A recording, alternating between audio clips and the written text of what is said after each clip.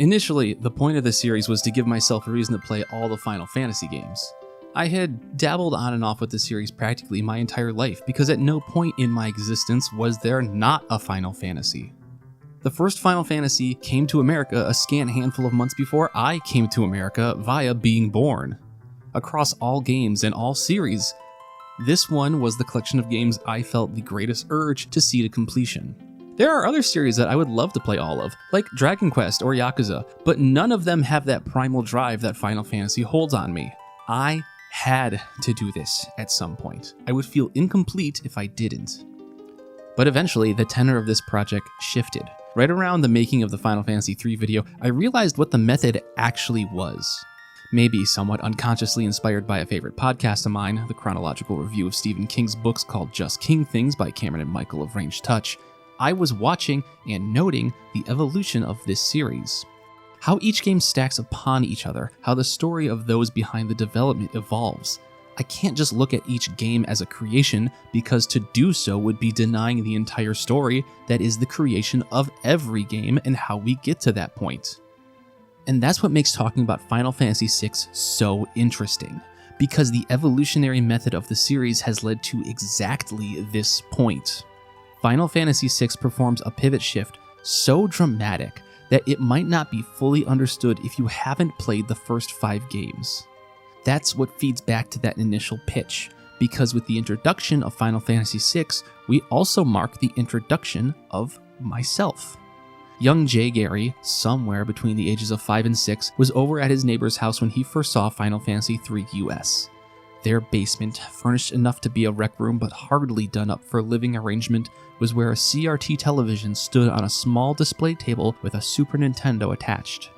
To the right, maybe 10 feet away, was a heavy punching bag I never saw anyone use, and at some point in time, a computer desk and a PC found home on the wall opposite of the TV.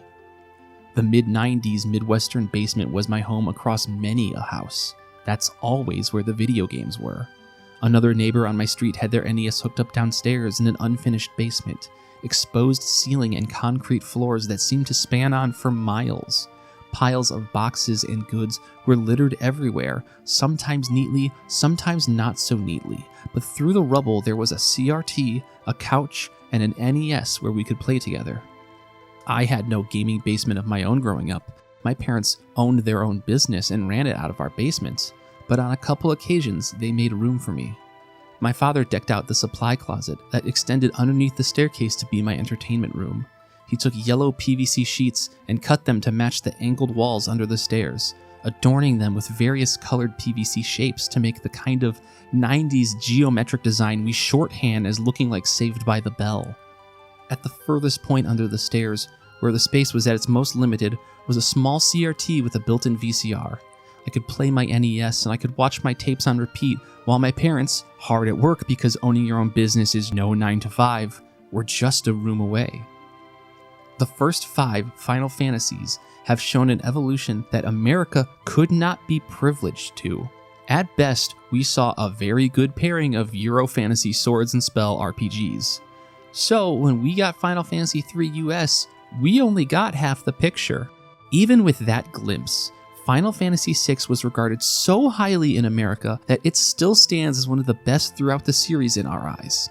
That's what I thought as well. I played it or watched my neighbor play it, sitting on the floor because back then you rarely had a couch or chairs that close to the TV, 10 feet away from the black heavy bag that I never saw used.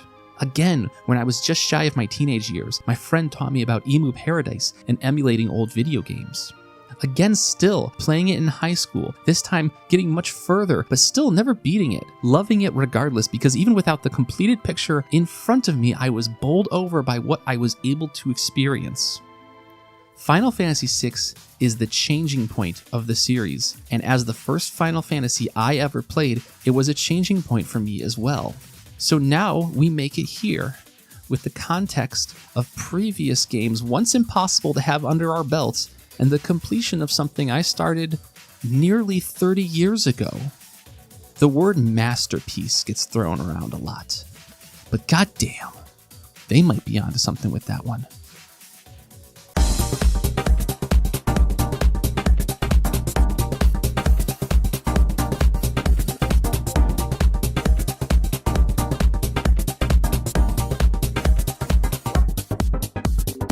With Sakaguchi entering Square's more corporate side as executive vice president, he was no longer going to be directing any Final Fantasy games. While he was still involved in their creation, his role had become a producer instead. This left a hole in the director role, and Sakaguchi's boots were too big to be filled by just one person. Taking one shoe each, series vet Hiroyuki Ito and Sakaguchi's protege Yoshinori Kitase shared director duties for Final Fantasy VI. This works out as each man was able to focus on their strengths. Ito's history with the gameplay side of the series, and Kitase again stuck with the story. In an interview with Edge magazine, Kitase describes the workflow as such. If we consider that Final Fantasy games are divided into two core elements, battles and drama, then I oversaw design of the latter while Hiroyuki Ito supervised the battle aspects. It was then up to Sakaguchi to bring the project together as a whole intelligible piece. As we'll see when we get to gameplay, Ito might have lucked out a little bit. Kitase, on the other hand, he was tasked with taking an experimental and sprawling ensemble cast and making a connected narrative out of it.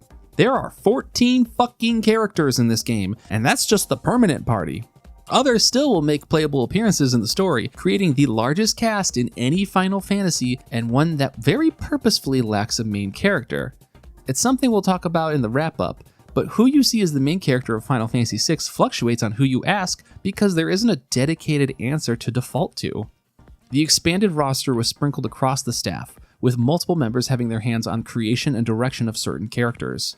Sakaguchi influenced Locke and Terra, Nomura influenced Shadow and Setzer, Kitase influenced Gao and Celis, and Soraya Saga, Final Fantasy graphic designer, wife of Tatsuya Takahashi, and co-creator of Xenogears, influenced Edgar, Sabin, and others. Kitase admits that taking all these characters and working them all together was the hardest part of his time on 6. Now, 6 only had a year of development time, which is pretty much insane given the size and advancements of this game, but there was one thing going for it. Development didn't start until after 5 released. I think I mentioned this at the end of the 5 video, but Final Fantasies up till this point have always had stacked developments. Just because they were working on 2 doesn't mean 3 wasn't in development, or how 4 and 5 were being made somewhat concurrently because 4 was originally going to be the last NES game, and 5 the first SNES game. This is purely armchair psychology, but I assume that having 5 fully wrapped up before 6 began production allowed them to have a more singular focus on getting this game done in time. And somehow, on time and on budget, they made 6 happen. The only issue was at the end of development there was a mad crunch to try and squash bugs before the game went out the door. This will be discussed in further detail later, but Final Fantasy games lend themselves to being a bit buggy in the early years, and 6 is by far the worst. There are some big-time, unavoidable gameplay-shaping bugs in Final Fantasy VI, many of which are infamously linked to the game. But none of that hindered its release. Final Fantasy VI came out in Japan to gargantuan sales, taking home the award for best-selling game of 1994.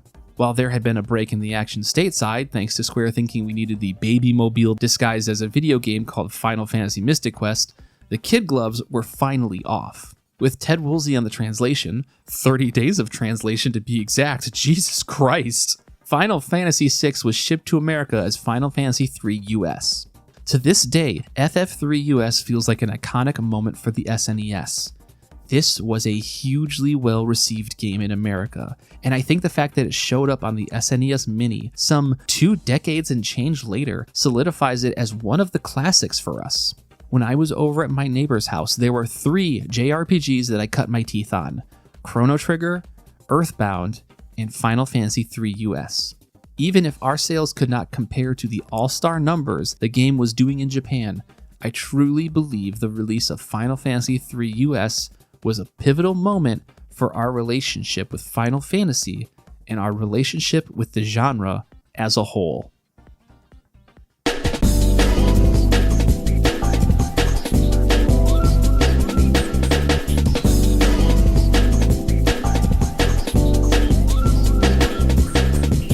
This is it. I previously mentioned that there would be a Final Fantasy game out of the original 6 that I would not play the Pixel Remaster for.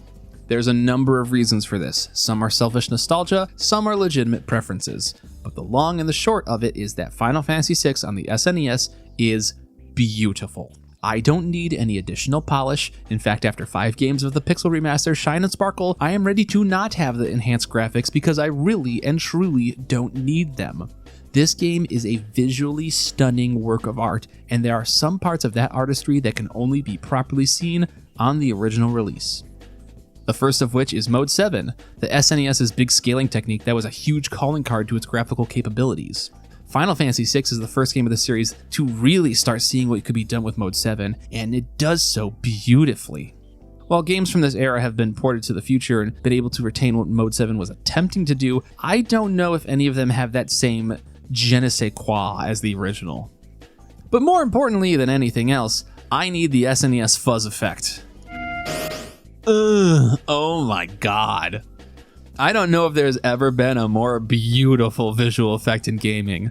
All your particles and shaders cannot touch me in the way this little fuzz effect does. It's probably nostalgia talking, but fuck it, that's real emotion. But also, if I'm being honest, the Pixel Remaster just can't compete with the SNES original in terms of graphics. The sprite work for characters is a little too bright and lacks the detail shading of the original. The overworld maps are practically luminous because they come from the GBA version, and cutscene movements or UI flourishes are choppier or non-existent compared to the buttery smoothness of the 16-bit release. I'm probably going to hammer this point home a couple times, so forgive me in advance, but FF6 was a team of experienced rock stars making the last Final Fantasy game before 3D took over. Once that box was opened, there was no going back. So this is really one of the last times this team was able to use their purely 2D knowledge to create something that was utterly breathtaking.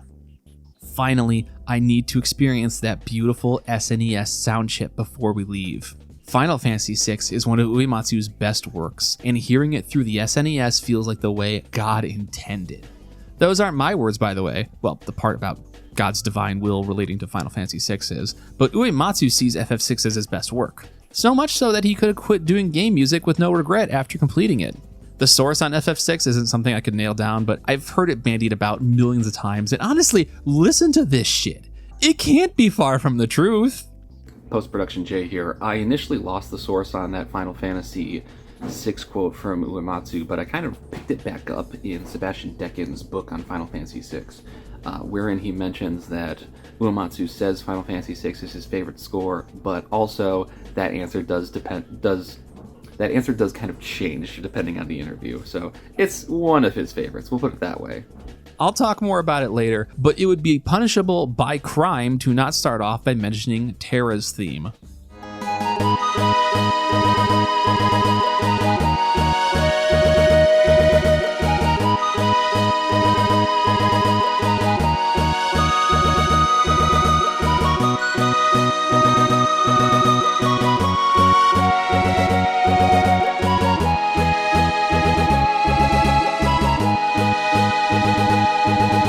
A cold and unforgiving spaghetti western tone that is equal parts invigorating and dour. It's not the best character theme the man ever wrote. A certain flower girl gets that prize for me, but goddamn is it on the short list of best tunes he's ever banged out. Speaking of Aerith,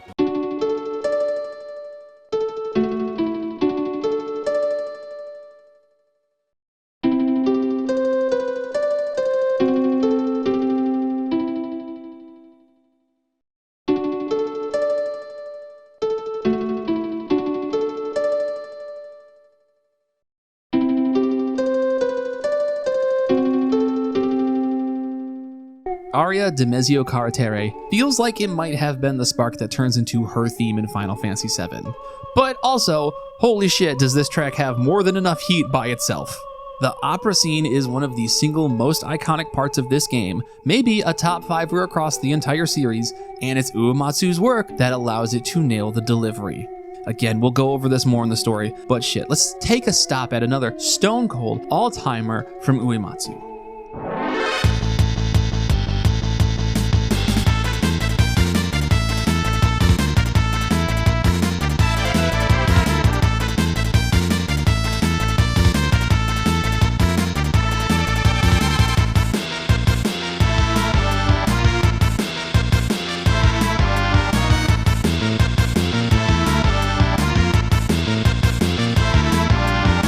Of all the initial FF battle songs that start with that opening chugga chugga line, FF6's battle theme is the best, and it's not even close.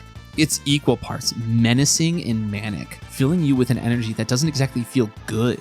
Battle isn't a fun or heroic romp. It's a madness that accompanies the grip on your blade as you take away the lives in front of you. Also, fuck me for not previously mentioning Uematsu's band, the Black Mages. They do a version of this song that will blow your mind and destroy your penis. If I was ever a pro wrestler, I would want to walk out to that version of this banger. You have to understand that during the early to mid 2000s, there was literally no cooler concept than Uematsu being in a metal band performing Final Fantasy music. In effort of this video not being a jillion years long, too late, fucker! There will only be one other song I want to talk about. Yes, we should discuss Dancing Mad, and honestly, we will in the story section when it shows up because I think it needs that context. Yes, we should discuss the 20-minute power medley that explores every character called Balance is Restored. I would love to wax about the decisive battle being an all-time great boss battle theme. Techno di Chocobo is a fucking insane track that would make 80s Kraftwerk proud enough to cry. The brass in the Figaro Brothers theme feels like it leaps out of the SNES and becomes my own personal trumpeting march. The Serpent Trench is equal parts simple and mysterious, giving it this unique vibe of excitement in the unknown. Magitech Research Facility would make Killing Joke, Ministry, and Einstürzende Neubauten group a huddle and cry. Realm's theme is this beautiful, peaceful song that is almost atonal to the little feisty shitbag character it is paired with, but maybe, just maybe, that's the point. But I have to talk about Awakening.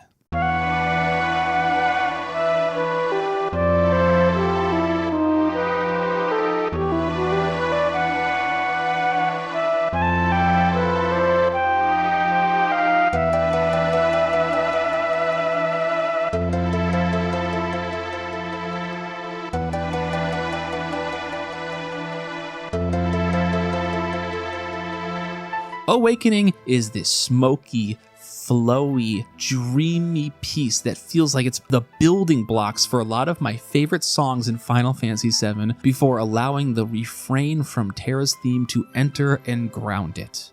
It's one of my favorite pieces, and my ears stand up at attention anytime it shows up to score an important scene.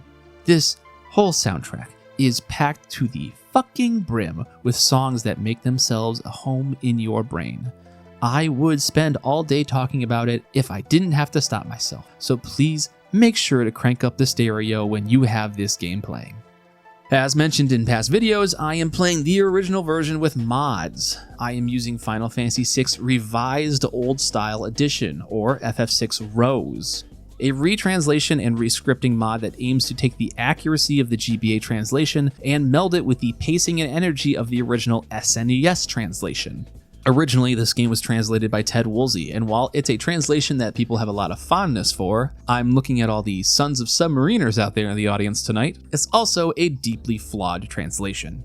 Multiple story beats and characterizations are misinterpreted or simply gotten wrong. Translator extraordinaire Tomato from Legends of Localization combed through multiple versions of Final Fantasy VI and deduced that the incorrect translations from Woolsey's script were not editorial choices the man made, but honest-to-God mistakes. And that makes sense, as Woolsey was one man working under extremely tight conditions, and even the most talented of localizers would have been liable to mess up numerous times. Again, he had to do this in 30 days. Also changed is the naming space limitations, bumping up the length a name can be to help avoid some, but not all, truncation that happened in the original. While I have a nostalgic fondness for the Ray Phoenix Down, I welcome being able to call it a Phoenix Down again. Other quality of life changes include decensoring the elements Nintendo of America famously wouldn't allow, like a pub being a pub, the original opening being the Final Fantasy VI splash instead of the Final Fantasy III US one, cancel button being a run, espers get a star icon when mastered, and more. And when I mean more, we're gonna encroach on gameplay for a little bit, but we're already talking about mod fixes, so fuck it. Final Fantasy VI is a notoriously busted up mess, even on the scale for an early Final Fantasy game. Many of these bugs are impactful and not rare encounters. You could permanently lose Interceptor due to the Rippler effect, the evade stat is bugged and literally doesn't work, creating a cascade effect where the blind status effect and beads items are also literally useless.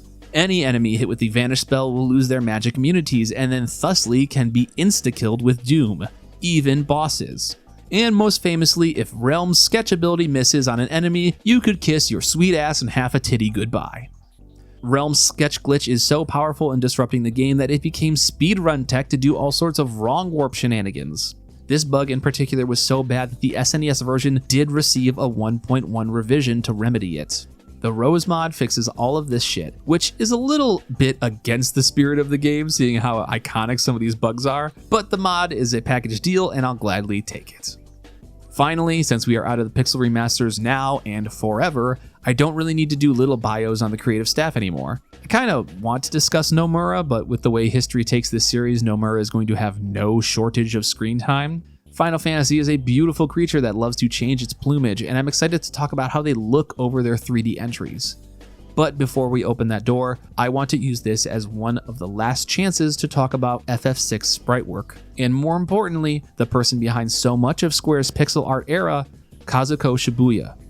Originally an animator who worked on anime like Transformers, Kazuko Shibuya decided to make the jump out of the animation industry and joined Square in 1986. She's been around since the early days, doing graphics for many pre-FF Square releases like Rad Racer or King's Knight, or working on the illustrations of game manuals for Alpha, an early visual novel / interactive fiction / eroge Square put out.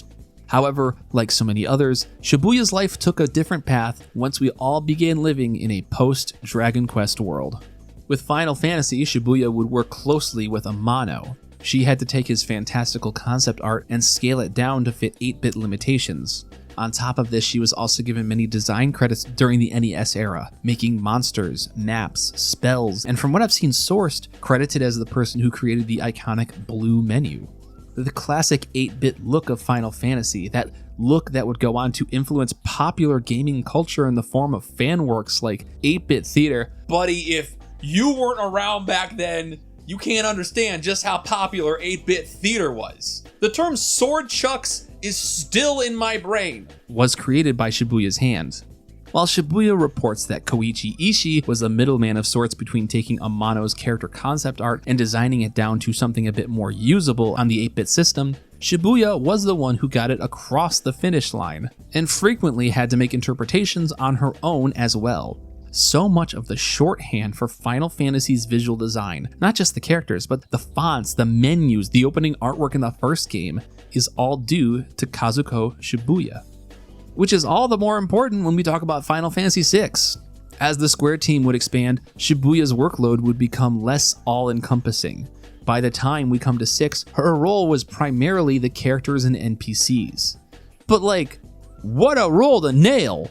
These pixel characters are some of the most detailed and expressive found in the 16-bit era. These beautiful little pieces of art are one of the most pure parts of this game for me. Shibuya mentions in a 2013 developer interview that she did not reuse poses when creating characters, and FF6 is where I think that shines the most. All of the characters look similar, but when you start seeing how they move and act, you can tell that there is a wide variance in how they are structured.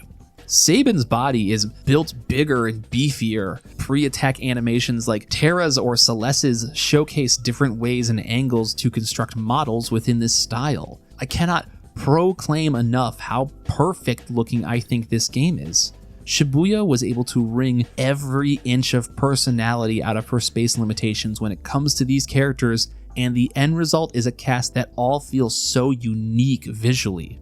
If there's something I miss about the pre-3D days of video gaming, it's how you had to interpret sprite work. Many a sprite across a game did not have enough fidelity to fully get across what was trying to be shown. It gets you mostly there, and you have to fill in the blanks yourself. This sort of gray zone rarely exists these days, and it's just an ever so slight thing that reminds me that video game graphics are art. I've talked about this before, but art is a conversation. You have to bring something to art to experience it fully. And even for something as simple as SNES RPGs, sometimes you need to take what's going on and interpret it. The best example for this, and something that I've held on to for a long time, is Kefka's laughing animation. Is he shaking his hands like this? Or is he pumping his arms like this? I've always read it as him doing the latter, and it's been a cornerstone to how I see this character. He's so maniacal that he gleefully hits the double-barrel Tiger Woods arm pump when something goes his way. I don't know if my interpretation is correct in the canon sense, but it doesn't matter because I am given the leeway to view something on my own terms and let it affect my experience. It's beautiful. This little animation is artwork to me. Shit, sometimes the sprite art isn't even in conversation with itself. Sprite Realm and Portrait Realm are two different looking characters, and at a certain point the player has to decide which of these interpretations they see as the foremost one. Post-production Jay here. Tara's hair color is not blonde, and I will believe that until my dying fucking breath. It will be sad to see all of this go once we enter the 3D era.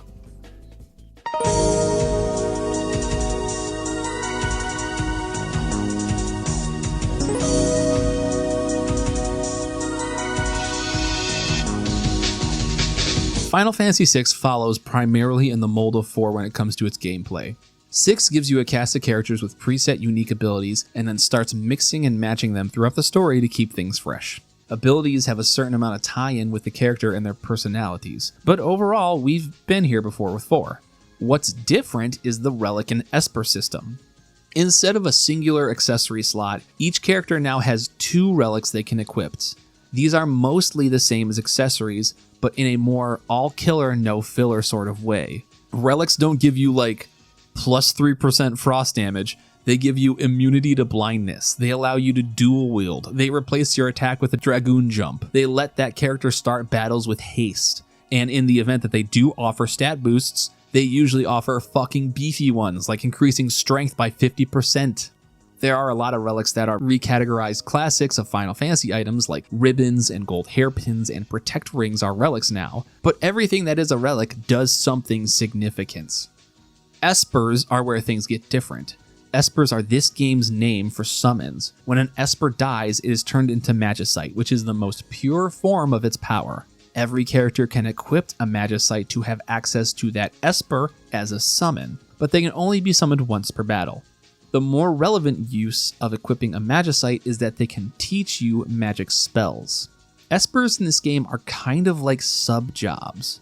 When equipped, they will level up with AP from battle and unlock more magic spells. When equipping a Magicite, you can see each spell has a skill multiplier, and that multiplier is applied to your AP bounty after each battle. So for example, on Siren, Sleep has a multiplier of 10, Fire has a multiplier of 6. You're going to learn Sleep before you learn Fire.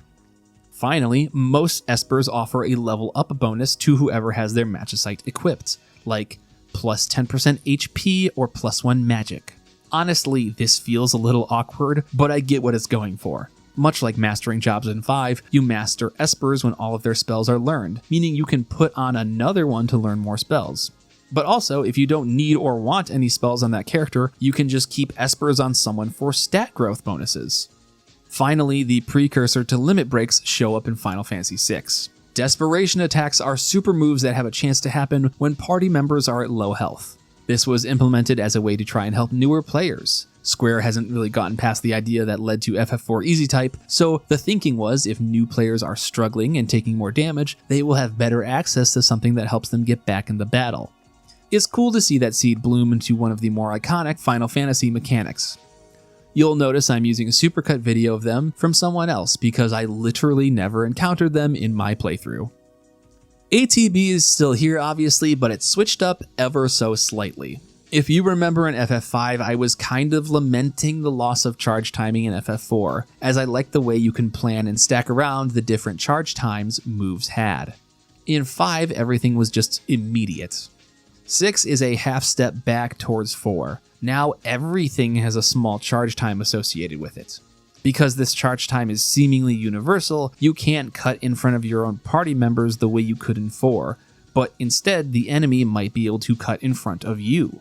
This doesn't have the same strategic fun as 4's system, but it does have its own challenge to work around. You can set up your best laid plans and then the enemy can respond in a way that kinda blows up what you were going for. I would take 4's system every day of the week and twice on Sundays, but this is at least a little more to chew on than the snap action of 5. Also, I don't know where to bolt this onto, so I'm going to mention it by itself. The encounter rate in 6 is funky. Most games at this point have an encounter rate that you can more or less understand, like, the general range of how far you're going to go before a battle happens. 6's rate is very swingy. Sometimes you can run a mile with no encounters, and sometimes you get like 2 steps before doing another battle. I honestly like this because with games like 2 or 5, I was getting a little tired of knowing the rhythm too well, whereas in 6 you keep guessing big time. I am unsure if this is due to being a non-pixel remaster, like maybe all the other pixel remasters tightened up the range on random encounters, and now that I'm playing the OG, I feel the difference, but this is all pure speculation because I don't know. This kind of retro encroaches on presentation, but I think it falls more into gameplay. Final Fantasy VI handles its cinematic elements with more of a direct blend into player control. At multiple points, a cutscene will not exactly end, but it will end its scripted direction and give the character control back to the player. This is jarring insofar that Final Fantasy has never done this before. Previous games were very hard-lined about when a cutscene started and when a cutscene ended. Now it flows between modes. The perfect example is Kefka's visit to Figaro in the opening chapter. Kefka, his soldiers, and Edgar all enter the scene. Then, control is given to the player so they can talk to everyone. When the scripted conversation is done, control is given back to the player so they can lead Edgar back to talk to Locke for another scripted conversation. At the end of that, the player is then given control of Terra so they can manually follow Locke to her room. It sounds so minor, but in any of the past Final Fantasies, this would, and maybe should, have all been one big scripted cutscene. There isn't an inherent need for the player to be involved in this scene. It's not like any choices are being made or hidden goodies are there for the player to interact with. But Final Fantasy VI wants your hands to be part of this story in a way that 1 through 5 didn't. It's small, but I think it goes a long way in establishing a different sort of tone and expectation for FF6's story. This is still years away from the cinematic JRPG, but here is 6, asking you, expecting you to take a certain amount of role in the story being told. I think that's just as important as detailing what's new in the battle system.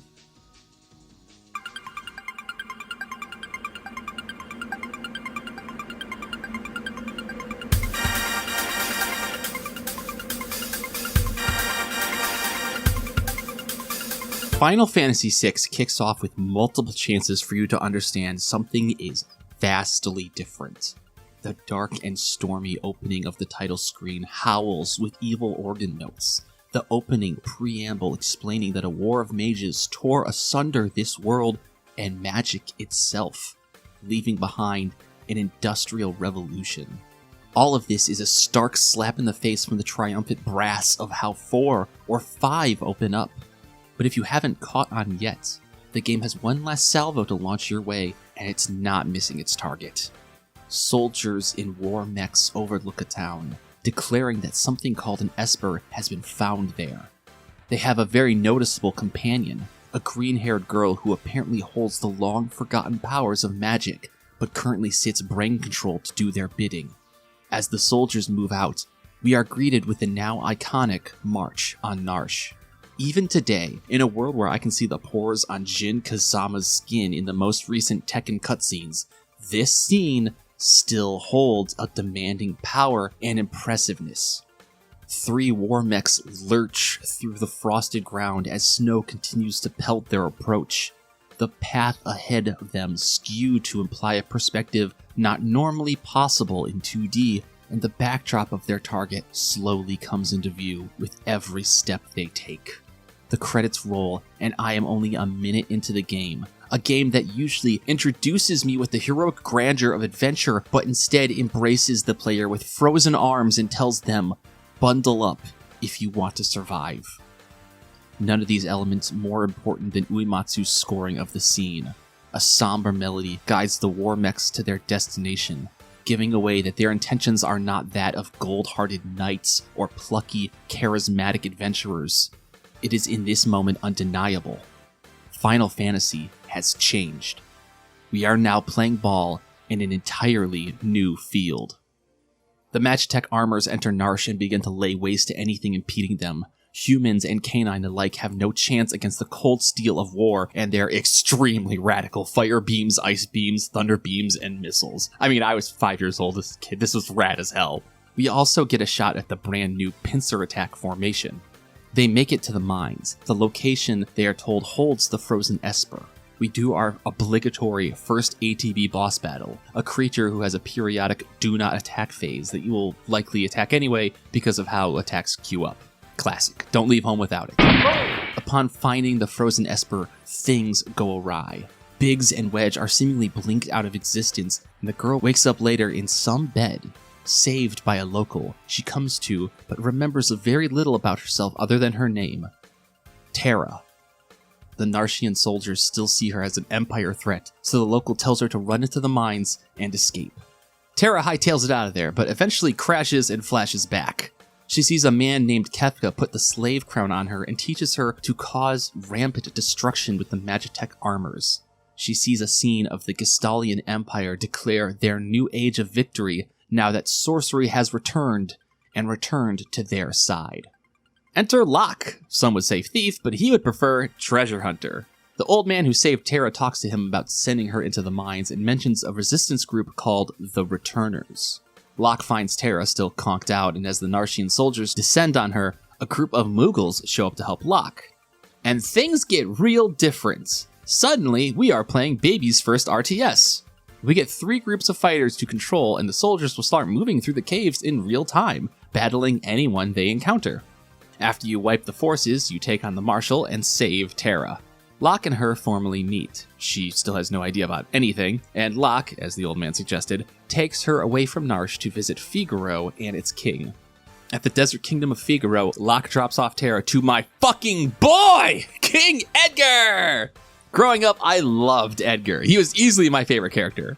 Edgar says that the technological kingdom of Figaro and the Empire are allies, so Terra is safe here. He also tries to put the Mac on her, but Terra understandably doesn't know what to do with Edgar's goofy Ohio riz. I hate myself so much for typing that. Edgar gives us freedom to explore the castle, including the chance to see a flashback that introduces Edgar's brother, many other people's boy, Sabin. Or Sabin. You'll hear me pronounce it both ways. Post-production Jay here. Not that I was so unbelievably mystified by which way to pronounce Sabin's name, but he does have a very interesting original name in Japanese, and it is Mashiasu.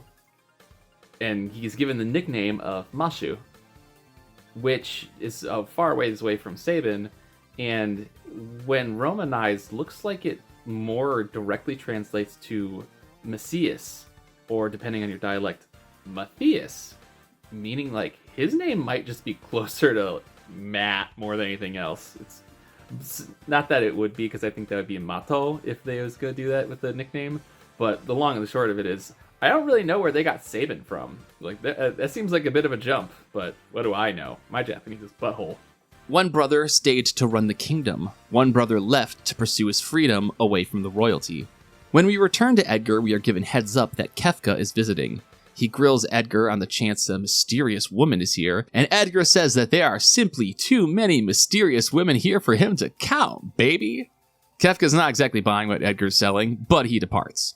Edgar knows that the jig is about to be up, so he has Locke take Terra away, and Locke explains that Figaro's alliance with the Empire is just for show.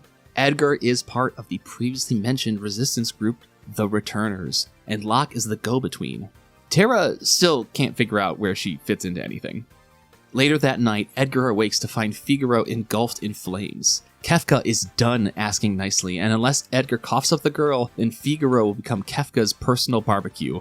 Edgar has a different plan, as the 3 heroes jump onto chocobos and ride off. Kefka thinks Edgar is abandoning his kingdom, until he finds out that the advanced technology of Figaro is really fucking advanced, submerging the kingdom in the ocean of sand. Kefka sends the Magitechs after the party for a battle. If you use Terra's magic during this fight, Edgar and Locke will both flip the fuck out. Magic hasn't been a real thing in ages, and they collectively lose their minds over seeing someone cast a spell. Time out, I don't give a fuck about this battle. Was that real-ass magic? Defeating the armors and kicking up dust around Kefka grants us one of the iconic lines of the age. As the heroes escape, Locke and Edgar plead their case to Terra. They ask for her hand in helping the returners and to visit their leader, Bannon. If Terra was to fall into the hands of the Empire again, the world may never recover. Together, the group heads for South Figaro with their destination of the Returners HQ. Now that we have to do a little bit of dungeoneering, it's worth breaking to actually talk about our characters. Terra can cast magic, duh, but she currently has access to both black and white magic. Locke, loath as he may be to admit it, is a thief, so he can steal from enemies. And Edgar has a special ability called Tools. These tools are like separate commands that Edgar can use to affect enemies, like damage, confusion, or poison. Once inside South Figaro, we can enter the pub, not a cafe, Nintendo of America, and meet the mysterious assassin, Shadow. Other than that, you can do regular town things, but we best be on our way. Duncan's house is to the north, a trainer of Edgar's brother, Sabin, but no one is home. To get any further, we have to pass through Mount Colts. Wait a second, what the fuck was that? A mysterious shadowed being is on Mount Colts alongside us already. We see this person multiple times as we make our way through the mountainside. Eventually, we meet Vargas, son of Duncan, and he attacks us. He neither confirms nor denies that he was the shadowy figure, but you can definitely confirm that he's about to kick your ass. Vargas's boss battle comes with company, and you must defeat the 2 Ipus he brings before you can even touch Vargas. After enough battling, Sabin himself will make an appearance, asking why, God, why did Vargas kill his own father and master? Vargas is jealous of Sabin being the favorite, even if Sabin tries to tell him that wasn't the case. He huffs and puffs and blows everyone away into a one-on-one battle with Sabin. This fight really doesn't go anywhere because after a couple turns, Sabin will recount his teachings and tell the player how to use the Blitz command, the favorite mechanic of every fighting game player from this era. Like, one of his Blitz commands is a Kamehameha you perform with a quarter circle motion. It's so fucking cool. However, this cutscene battle isn't perfectly scripted, and I fucking die before I even get a chance to use Blitz. I can't believe this. I fucking died on a cutscene battle. This game rules. Anyways, get raging fisted, asshole. After the battle, Sabin and his gigantic man titties join the party. He's been watching the events of the world play out from a distance, so he's somewhat familiar with the Empire and the Returners. On the other side of Mount Colts is the Returners' hideout, where the team introduces Terra to Bannon. He is a little gruff with her, but in the end he tells her that her powers are not a curse, but in fact the only hope they have. He retires to his chambers, as does the party. Terra awakes and gets a chance to talk to the cast so far about why they are in the Returners. Locke lost someone very special to him. That's why he fights. Terra doesn't have anyone special and doesn't know if she's special to anyone. Sabin joined not fully knowing the score, but did so because he trusts his brother Edgar. Terra doesn't outright say this, but I think it's felt that Terra doesn't know if there's anyone she can trust. Edgar admits that he wants the help of Terra and her powers, but that if they push her too hard, then they will be no different than what the Empire was doing. He leaves the choice in Terra's hands. Honestly, for a small taste of character beats, I love this! It's such a brief glimpse into why everyone has some skin in the game. They aren't just rebelling because there's an evil empire and that's what you do. They all have their own reasons to be here. And Edgar is cognizant enough to know that him asking for Terra's help isn't all that different from what the Empire did, but that he wants to make sure that Terra is seen as a human who can help and not just a weapon who can help. Bannon waits outside, and when he asks if Terra can be their ray of hope, she says yes. Well, first she says no, because that's how you get the Genji gloves from the dude inside, but then she says yes. The Returners meet as Bannon discusses the lay of the land. The Empire's magitech has come from somewhere, and he believes that the Empire has scholars researching the sorcerous power of the Espers. The link between those two is obvious.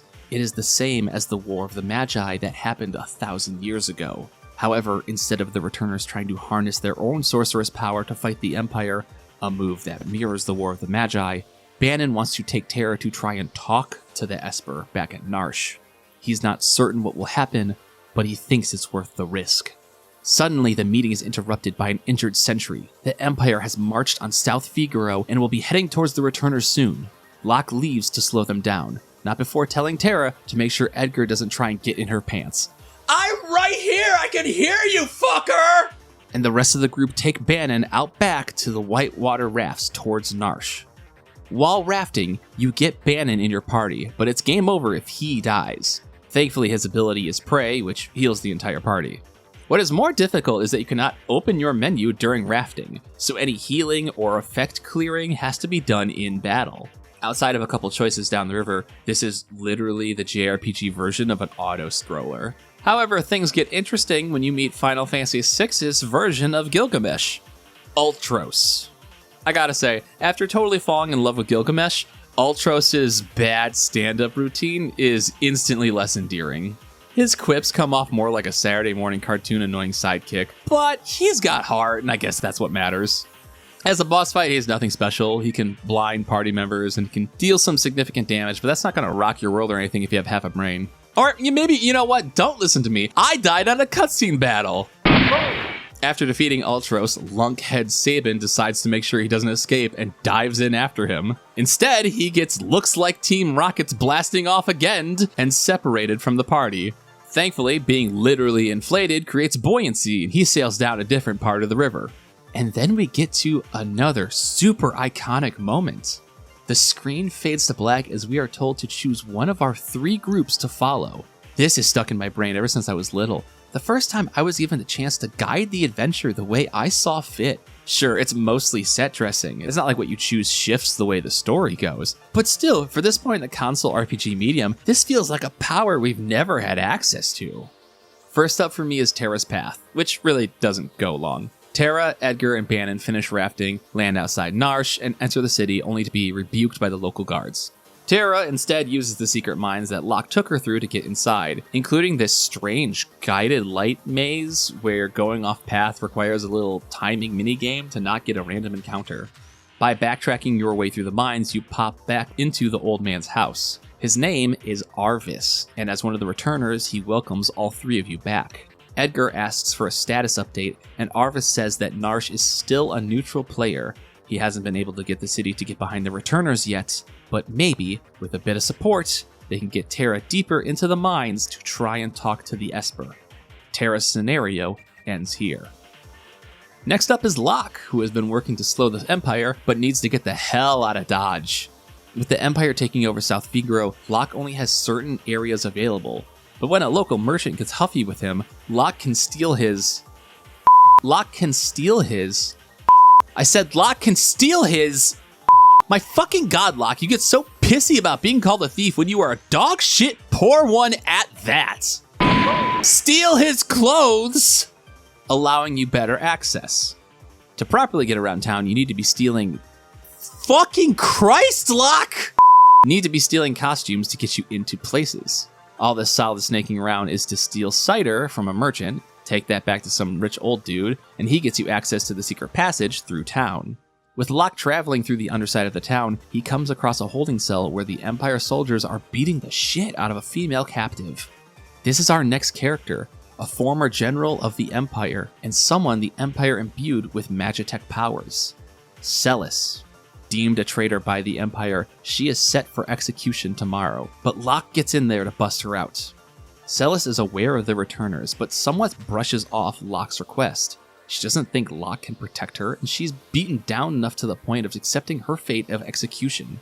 Locke is able to convince her otherwise, and after stealing a key from a sleeping guard, the two are able to make it out of South Figaro. Before we go too much further, while this section is kind of confusing to figure out where to go, it's very interesting set pieces where Locke does get in battles, I guess, but really only so he can steal. This isn't a combat chapter, it's using the mode of Final Fantasy to do something different. Well, I mean, now it's a combat chapter, so let's talk about Celis. Like Terra, Celis is another spellcaster who has access to white and black magic. Unlike Terra, Celis is much more physically capable because she's the brand new job of Rune Knight. Her ability, Runic, has her spend a turn ready to absorb and negate any magic attack and turn it into MP for herself.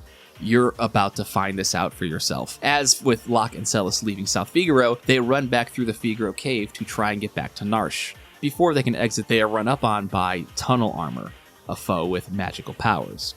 This is basically a tutorial boss where Celis just uses Runic every turn to tank Tunnel Armor's magic, and Locke gets in all the hits. With its defeat, Locke's scenario ends here. Finally, we have Sabin, washed ashore in God knows where. At a nearby cabin, Sabin meets Shadow, who lets him know that the Empire has spread their forces out this way in hopes of marching on the kingdom of Doma.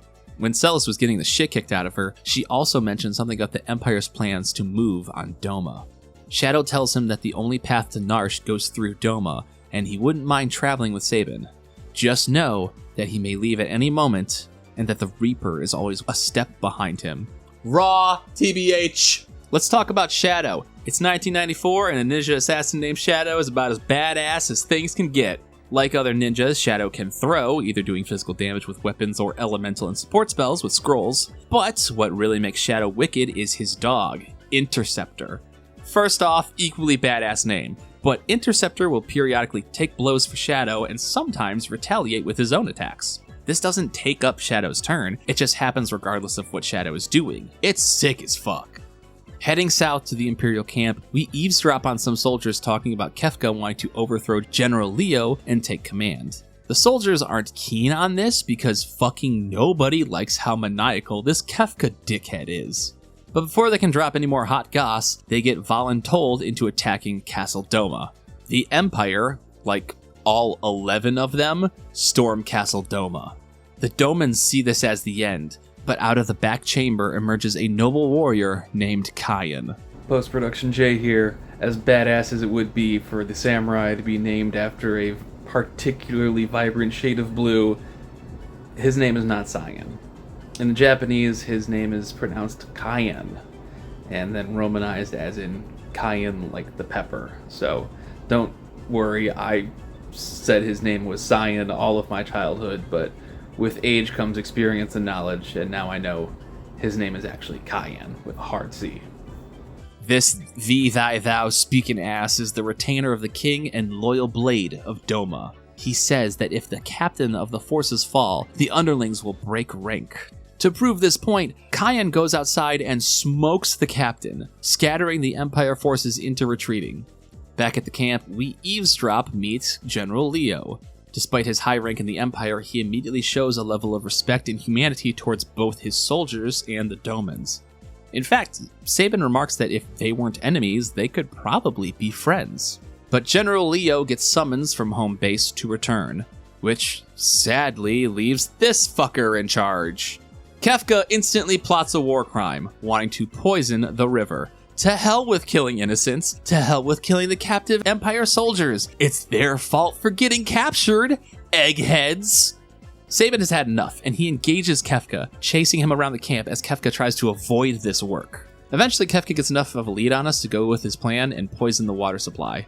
Back at Castle Doma, which has multiple waterways inside, the Domans start rapidly dropping. Kayan, in a rushed panic, tries to get to the royal chamber, but it's too late. The king thanks Kayan for his loyalty to the throne, as the poison slowly causes him to pass. Kayan is beside himself, but the king tells him that he should be more worried about his family, too. When Kayan runs to his chambers, he finds his wife Elaine already gone. In a scene that, much like Celis getting the shit kicked out of her, feels a level of heavy the series has never even brushed up against previously, Kayan approaches the bed to where his son Owen sleeps, only to pull out a dead body. Kayan flies into a murderous rage and storms the Imperial camp. Sabin and Shadow assist in taking out soldiers with Kayan, until Sabin suggests joyriding some of the Magitech armor. Old world Kayan is not exactly sure how to pilot such machinery at first, but after a couple battles, the three of them bust their way out of camp and begin heading for Narsh yet again. To get there, Kayan mentions that they are going to go through a forest. Time to talk about Kayan. As a proud samurai warrior, which is localized to come off as ye old formal English, Kayan is a master of the katana, and his ability, Bushido, reflects that. When Kayan selects Bushido, he begins to charge. The longer the charge, the bigger the level, and you can manually end charge timing when you reach the level you desire. Each level of Bushido is a unique skill, from a simple increase of damage, to a random flurry of attacks, or draining HP and MP from an enemy. The catch is that while Kayan is charging, none of your other allies can be given commands outside of certain outliers. This hurts the value proposition of charging all the way to a bigger level, and in fact, modern versions of FF6 have changed the way this works because of that. From the 2014 mobile version onward, this process has been somewhat reversed. Now, when you use Bushido, you instead choose what level you want, and Cayenne will automatically charge to it passively, while other party members can still act. Coming up on the woodland area, the party has to quickly navigate through the mysterious Phantom Forest. While it's possible to wind up sent back to the beginning, making it to the end allows us to see something in the distance. Oh man, here it comes! Cayenne is shocked to see a train station still intact, thinking all of Doma's railways were destroyed. Sabin leaps in to investigate, but quickly the crew notices that this isn't any normal train. This is the Phantom Train, a ghostly machine that delivers its riders to their final place in the great beyond. I know I've said iconic a number of times already, but this is like crazy iconic. The Phantom Train is such a cool dungeon. You can pick up a ghost as a fourth party member, you get chased by ghosts of a train car, and Sabin starts leaping from rooftop to rooftop to escape. You can sit down and have dinner brought to you by the ghost and refill your health. You meet Siegfried, the overly confident but utter dogshit swordsman. This dungeon is filled with banger after banger after banger. None more famous than the boss fight at the end, where you fight the Phantom Train itself. Now, you could just kill it with a Phoenix Down because it's undead, but the real way you do this fight is to take Sabin, input the Meteor Strike Blitz, and you suplex that motherfucking train! No joke, this is one of the most famous moments in Final Fantasy. For years growing up, I would see fan art of Sabin hoofing the fuck out of that locomotive. Yeah, it's a little bit of a musty old world meme, but it's a classic. But if you've been wondering if this train segment is all just a bunch of fun, the heavy hits are about to arrive. The train must complete its duty, so it drops the team back at the station, and as Sabin, Shadow, and Cayenne happily stroll away, they see that others are boarding. This is still a ferry to the underworld, and Cayenne watches as his wife and son board the locomotive. He takes after them, running to try and catch up with as many last moments as he can with his loved ones before they leave forever. As the train rolls past the last piece of station, Cayenne hears the last words of Elaine and Owen before they leave his sight. In the ultimate reference inception, the following passage is a Tim Rogers quote that Pat from Socks Makes People Sexy uses in his article, and I am happy to use it in my own. In Final Fantasy VI, when Cayenne stands at the edge of the platform in the Phantom Forest, after the train ferrying his family to the afterlife has departed, there's this awkward silence. The rectangular train platform has no exit. Shadow stands in the middle of the platform, poised, with his dog. Cayenne stands at the end of the platform, head bowed. Mash is under our control. We can walk left or right. Talk to Cayenne and he says nothing. He doesn't move. A word balloon doesn't even pop up. Talk to Shadow and he says, leave him alone, of Cayenne. Mash says nothing. We run back and forth for a few moments in utter musical silence, unable even to open our own menu until the screen fades to black. How many players at this moment tried to open their menu only to find that you couldn't do it? I, for one, did. What did I want to see? What did the director not want me to see? This strikes me today as rather profound. I wonder if Kitase understood how profound that technique was. I think he didn't. And neither do I, honestly. A couple things. Tim is referencing the characters by their Japanese names, and I have a feeling that he could be referencing the Japanese version of this game. Be it that I was playing FF3 US or the Rose mod, I could talk to Cayenne, and I could open the menu. But the point here is that the emotional depth of this scene is far batting above its average.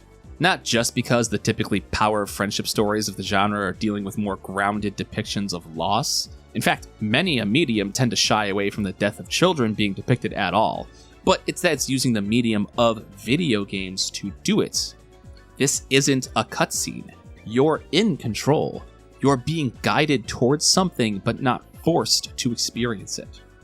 The overworld can only guide our path to the Barren Falls, where Cayenne says the river will take us towards the Veldt and the town of Mobliz. Neither of those sound like Narsh, but with the Empire at our backs, we have few choices but going forward. Shadow announces that his job here is done. Sabin stops him, but not to ask him to reconsider.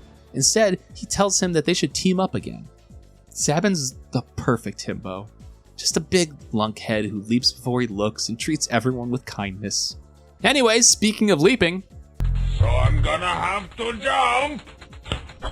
After a series of fights barreling down the waterfall, kinda raw, can't lie, Sabin again floats ashore unconscious. This time, he's awoken by something new. This is Gao, a young boy raised by the wilderness with maybe a little more animal than human going on. Sabin accidentally scares him off with the power of the English language, and we set off to find civilization.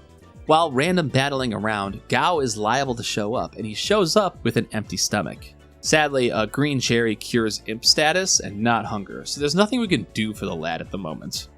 Making our way to Mobliz, this town could just be renamed Learn About Gao, as almost every citizen here has a story about a little animal boy they've encountered. There is a small side quest here about a soldier from Miranda who is bedridden with injuries. With a little bit of coin, you can help him snail mail correspond with his lover back home, and you get a nice relic for your troubles. Ooh, hot damn, that's nice. Also, buy some dried meat here. We need it for Gao. Back in the overworld, Gao will eventually show up again and you can throw the beef jerky at the kid. You get a full comedy routine for this. Sabin and Gao have a very friendly tussle. Cayenne and Gao attempt to communicate despite being on opposite ends of the formality spectrum. Gao is a little rascal, but he's friendly and he likes Cayenne and Sabin for feeding him, so he wants to show them his treasure. Sabin offhandedly mentions who Locke is in regards to his treasure, and Gao's like, "Who's that? Is he a bad guy? Would he steal my treasure?" And Sabin, doesn't answer because, yeah, Locke probably would steal that treasure. It's kind of his whole thing. Anyways, one full comedy stage play later, and the three of them leave for Crescent Mountain to go get Gao's treasure. In case this couldn't get any more vaudeville, ragtime music starts playing as a Kappa, not a fucking Moogle or anything, but a Kappa, shows up to explain how Gao works. Gao learns the skills of enemies, but he does so by leaping onto them and leaving the party. After a couple of battles, Gao will return to the party with whatever enemy he leaped on under his belt. Now, there are some exceptions. Gao can only leap on enemies in the Veldt, which is the overworld continent we are on now. But most enemies you've faced before will become random encounters in the Veldt, making it possible for Gao to leap them. Gao does not have a normal attack. Instead, he only has a rage where he picks one of his million enemies and performs their attacks on repeat. He also takes on their elemental affinities and stat resistances, so it's a little more than just an uncontrollable blue mage. Also, whoever created the sprite of Gao squatting down is the GOAT. That's art! Going into Crescent Cave, we have to dig around to find the treasure Gao was talking about. It turns out to be a diving helmet, which allows the party to take the river rapids nearby. Much like Edgar's wicked whitewater rafting adventure earlier, this is an auto-scroller with no menuing, random battles, and path choices. Unlike that, however, this is done in stunning Mode 7. This shit looks pristine. Making your way through all the rapids will eventually dump you out into the port city of Nikke. Goddess of Victory, Nikke. Maybe it's pronounced Nikia? I don't fucking know, man. You can do some shopping around town if you wish, but really this is just a stop to get you on a ferry to South Figaro, so Sabin can link up with the party, and the three-way split can end. Back in Narsh, the returners plead favor with the Narshian Elder. Sabin enters with Cayenne and Gao, telling them that Doma was war-crimed by the Empire. The Elder retorts that Doma only got destroyed because of their alliance with the returners, so he will remain safe if neutral. Locke enters with Celis, telling the Elder that's bunkus because the Empire is marching on Narsh as we speak, and he has former General Celis to back it up. Cayenne attempts to trade swords with Celis, as she was the general for the Empire's destruction of Miranda, but Locke breaks it up and re-declares that he swore to protect Celis. Edgar mentions swearing to protect a lady may weigh a bit heavier on Locke's past than a first blush. A Narshian guard barges in to say the Empire's forces have been spotted marching as we cut to Kefka maniacally guiding the soldiers to Narsh. Kill them all! If they oppose, you dispose! Chop chop, get to killin'! The Elder has hidden the Esper in the cliffs, so that's where our team rallies to make their stand. Along the way, a couple personalities bounce off of each other. Edgar again showcases that he sucks at talking to women by trying to warn Celis about Locke's past, but Celis isn't a, and I quote, love-starved twit. Celis mentions how this is her and Terra meeting again, how she's got artificial magitech as opposed to Terra's natural magic, and oddly, Terra asks her if Celis is capable of love. Finally, Cayenne throws a shot at Celis, saying he still doesn't trust her, and Celis is pretty whatever about that. She'll let her actions do the talking. In the cliffs, we prepare for another RTS battle. You split your party into 3, and if you have the resources, it's best to create a gold team to just go around and wipe everyone up. Gold team rules! At the end, you have to race a sub-boss in the Hell Rider, and then the main boss in the form of Kefka. Having Celis on the squad and using Runic helps this fight a lot, but it nearly spun out of control for me. Kefka's confused got around Runic. He confused Edgar, who in turn hit everyone in the party with Noise Blaster and confused almost everyone else. It was a mad scramble to try and recover from that, but after a couple Phoenix Downs and some healing, I was back on track and able to dunk the clown. After Kefka runs off, Terra and the party go to interact with the Esper. Terra's reaction to the Esper is maybe a little stronger than everyone was expecting, as we see her have a one-sided conversation with the Esper, then radically shift forms into something very alien-looking. She launches into the air with a screaming howl, and then frenetically flies around the world in a Mode 7 cutscene. Locke wakes up later as Celis tells him that she thinks Terra turned into an Esper. Edgar has the party split into 2, one to go out looking for Terra, and one to stay behind to protect Baron. I took Locke, Sabin, Edgar, and Celis as my party, and we departed for Figaro. In Figaro, Sabin takes off to see some of the old haunts as he hasn't been here in a while. Heading into the throne room, he flashes back to when he was last here. The king of Figaro was about to pass, and the kingdom's chamber were discussing what to do next. The sons would be entrusted with the throne, but Sabin cares not of royal succession. He doesn't give a shit about any of this. He just wants to mourn his father as he passes. Edgar and Sabin meet on the rooftop, Sabin wishing to chase freedom, and Edgar knowing he has a responsibility to stay. They decide their fates with a coin toss. In the present, Edgar emerges to finish the story, telling Sabin it's been a hell of a past decade. Together they drink, to their mother, to their father, and to 2 grown-ups trying to make it through life. I fucking love this scene.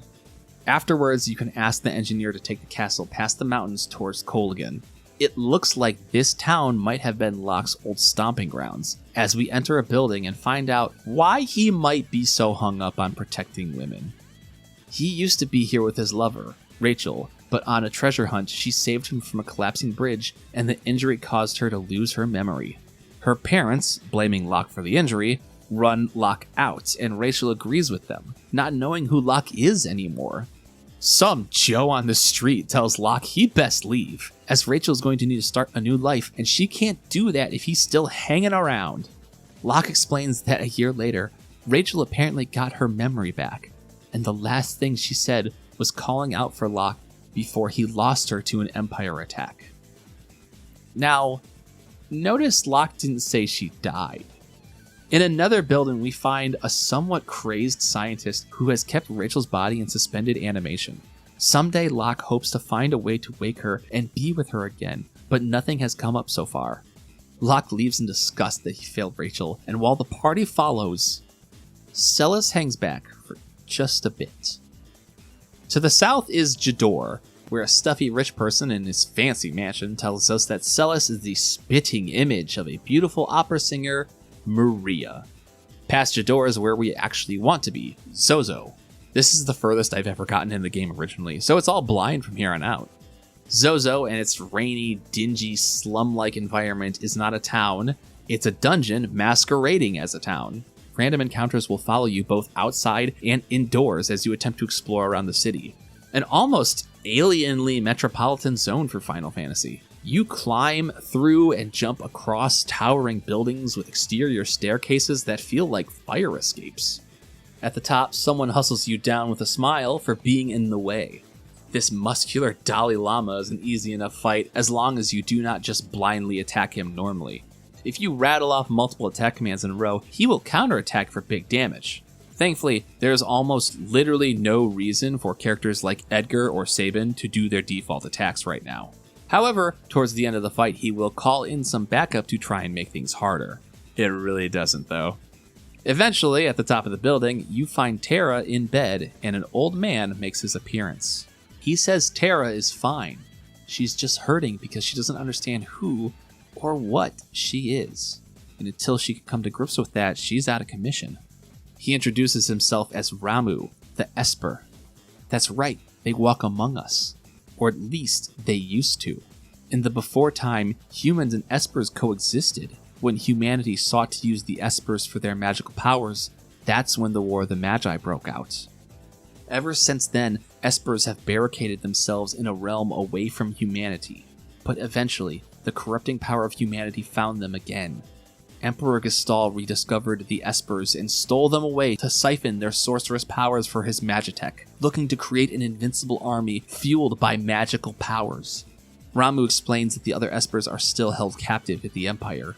He was able to escape, but he was too much of a coward to go back for them. Besides, he knows what his fate must be. He tells the party about Magicite, the most pure form of an Esper's magic that is created upon their death. He brings forth the Magicite of his fallen comrades and sacrifices himself to create his own. Now armed with the power of Ramu, Kate Sith, ooh, it's gonna be hard to say that properly, Siren, and Kirin, the party leave to recover the remaining Espers from the Empire in hopes it can bring back Terra. Also, Cayenne and Gao are here now, and we explain everything to them. Gotta split that party back up, though, so kick them back to Narsh. Okay, so we are rounding the bend on the 8th hour of this game, and Final Fantasy VI has now introduced one of its main gameplay mechanics. Pretty swag move, if you ask me. Now the problem at hand is, how the fuck are we gonna get to the Empire? There aren't any ferries or anything making trips there, so it's suggested to go back to Jador and snoop around because the residents there are all rich bitch hoity-toity types and they have money that make problems go away. Back at Jador, and by Jador I mean the rich person's mansion, a stage conductor named Impresario again mistakes Celis as the opera singer Maria. He leaves in a huff and accidentally drops a letter saying that the wandering gambler is going to kidnap Maria and take her to be his bride. This is Setzer, a rogue who pilots a famous airship with a casino inside. Maybe if the team can meet this Setzer fellow, they can use his airship to get to the Empire. Trekking down to the Opera House, Impresario is still kind of losing his mind because he knows Setzer is going to swoop in during the climax and steal away Maria. So Locke has a different idea. What if we use Celis as a decoy and they board Setzer's ship that way? Celis kinda hates being put up to this and storms off. But after a little bit, we start to hear her practice her singing voice. Elsewhere in the main hall, Ultros of all motherfuckers shows up and tries to paper airplane a note towards the party, but nobody reads it cause he fails, cause he sucks, and I hate him. Hopefully my use of repetition gets across the amount of times this game does something that has become immortalized in the history of Final Fantasy, because the opera scene is, again, iconic. This scenario has all of the effort put into it. Most notably, Uematsu's music being accompanied by a synthesized vocal melody. We sit back and watch the opening of the opera and its tale of East and West at war, leaving the lovers Draco and Maria separated. Before Celis' big scene, Locke goes to check on her. I'm reading the scene word for word. Locke enters the dressing room and immediately blushes. Whoa, is that you? Locke, why did you stand up for me when you did? Because I'm tired of standing by while I lose the girls I like. Am I just a substitute for her? Locke doesn't answer, instead only saying that the ribbon suits her. I have to get on stage soon. This next scene's an important one.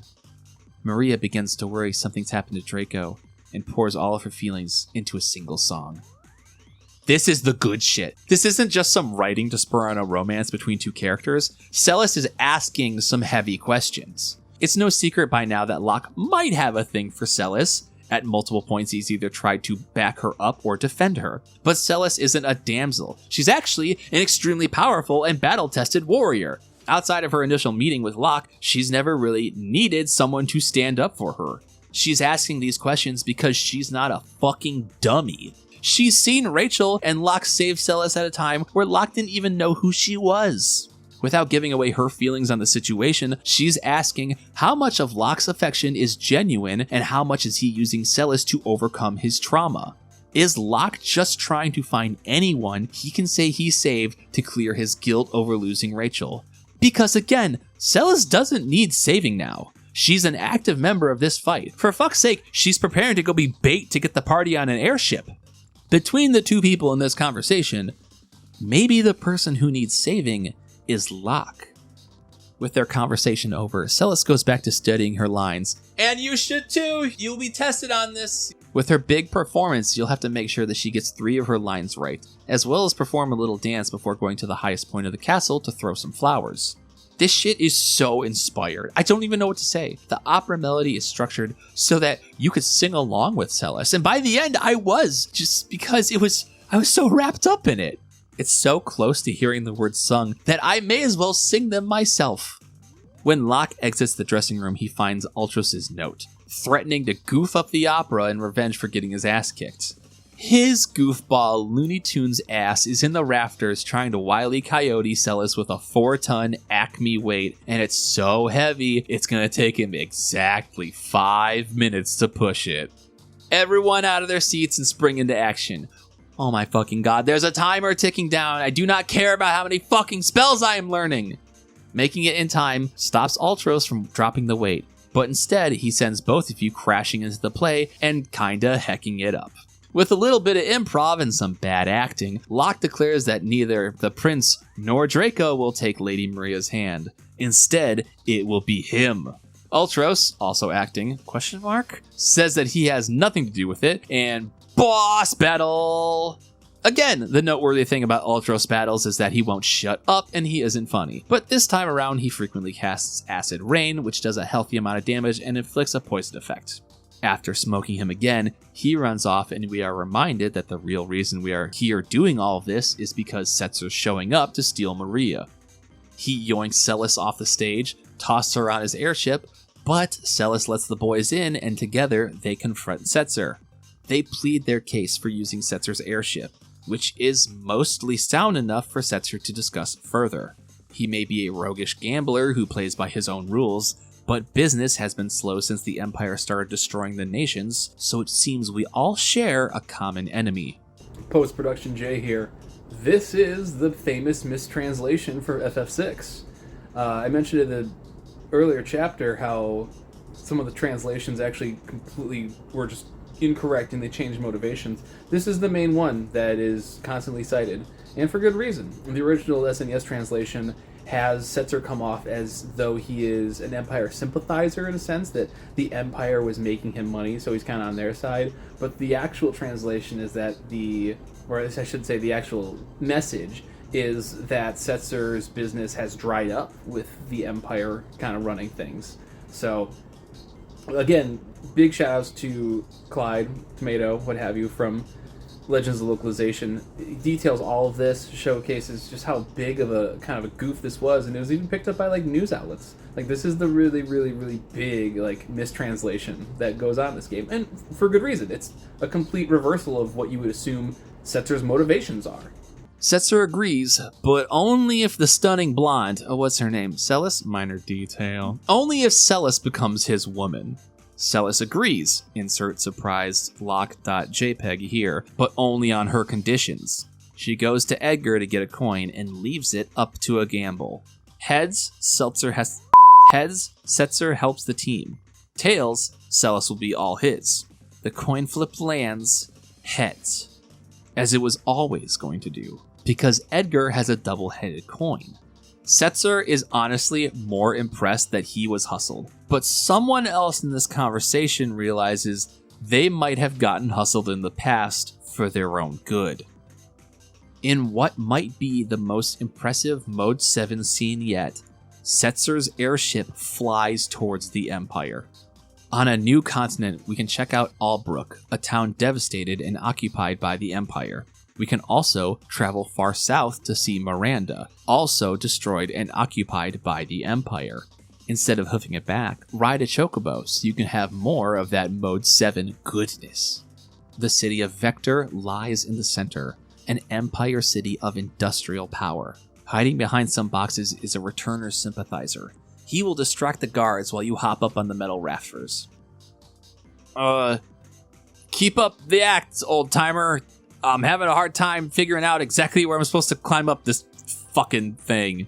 Oh, there we go. Thanks, buddy. Past the guards, we get into the Magitech factory. This dungeon has some tough enemies, but they are weaker to magic, so it's time to put those espers to good use.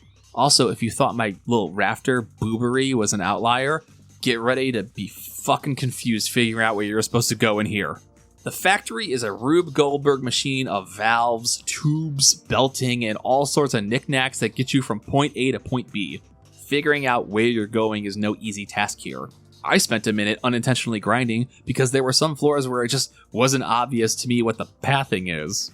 That said, it's a stunning looking dungeon. A lot of sprite work went into making this thing, and it's gorgeous.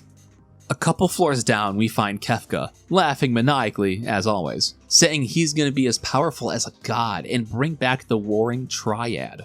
He sees Shiva and Ifrit, both drained of their Esper powers, and pretty much throws them in the trash compactor.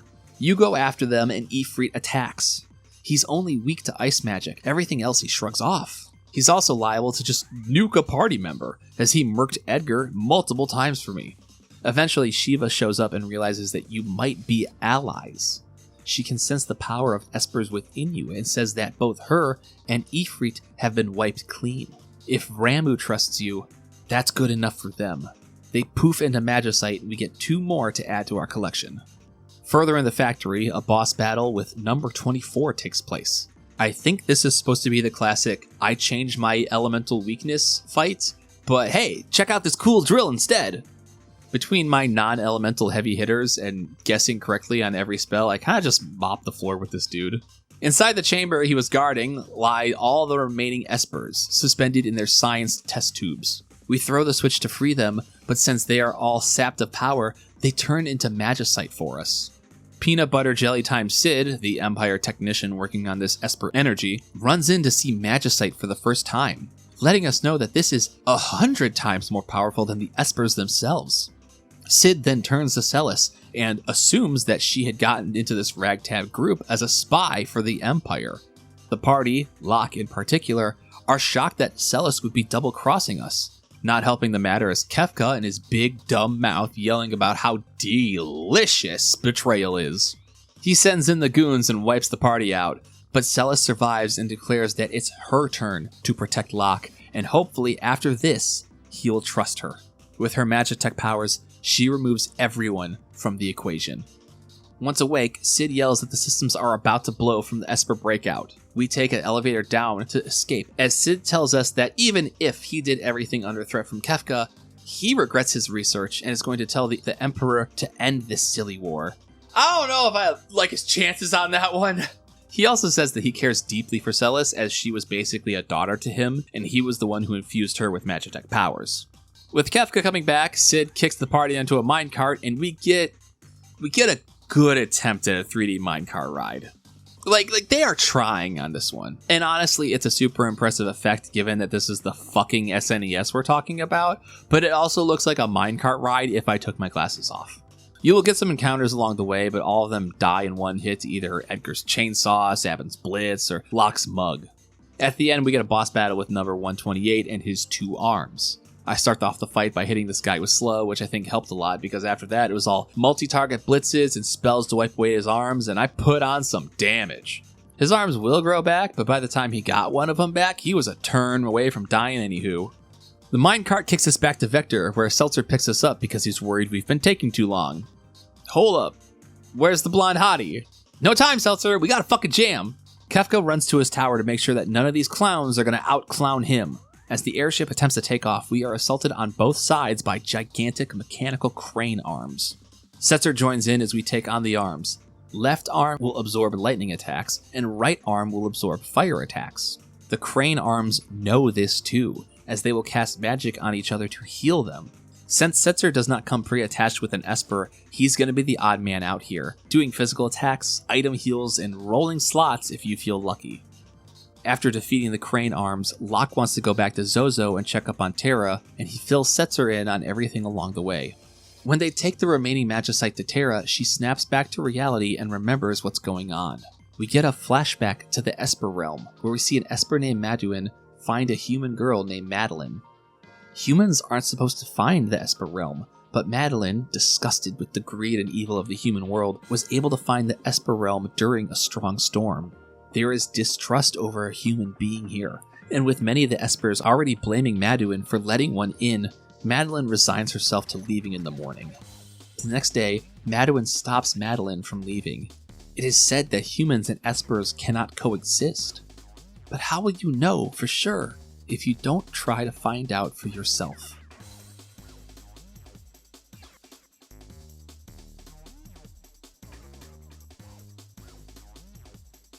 Aw, look.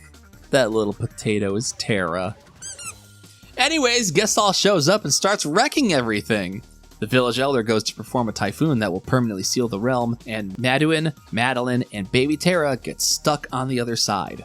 Gestalt finds baby Terra and I assume just murders Madeline in cold blood. Like, I'm pretty sure Madeline and Madeline are just dead here. Terra ends story time and wonders how things are at Narsh, so we look to head back that way. I instead take a couple stops because there's additional magicite to be gathered, including a very expensive auction in Jador. This is why I don't go thrifting in rich people areas. Back at Narsh, the party discusses with Bannon the state of things. Narsh is ready to join the resistance, and with Narsh's resources and Vigros technology, things are looking good, but not good enough to take on the Empire. So Bannon has decided to try and get through the sealed gate. If they can get the Espers to help out, they can launch an attack on the Empire from multiple directions. And who would be better at bridging human-Esper relations than the person who is half of both? Terra's pretty up for the job as well, which makes things easy. Elsewhere in Narsh, you can run into Lone Wolf, the pickpocket. This guy's been in jail cells earlier in the game, and also in FF5, but he wasn't worth bringing up in the grander sense. Now he's stolen something, and we have to chase him through the mines until we reach a dead end with a Moogle as his hostage. Eventually they break away, and if you go to help the Moogle, you'll find out that this is no ordinary Moogle, but this is Mog, your next party member!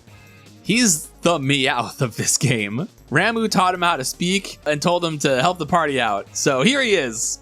Also, Lone Wolf is like, fuck it, I'll take my chances falling, I guess. Heading back to the Empire's continent and past the mysteriously empty Imperial outpost, we reach a cave leading to the sealed gate. Since this is our first combat dungeon in a while, let's talk about Setzer and Mog. Setzer is a gambler who attacks with non-weapons like playing cards and dice. His main ability is Slot, a precursor to some FF7 limit breaks, where you can play the slot machine to try and get a powerful summon attack. There's a small chance you kill your entire party, but normally you'll get nothing to line up and just get a small heal and status clear as a consolation prize. These slots are very abusable, being able to line them up with pauses or with RNG manipulation. And honestly, once you understand the rhythm, you can pretty accurately get a solid effect to fire off. If you equip the Hije's Jite, Slot becomes Guild Toss from FF5, which, while more expensive, is a bit more reliable to use, unless you're cheating the slots. Which, in all fairness, Setzer would probably want you to cheat the slots.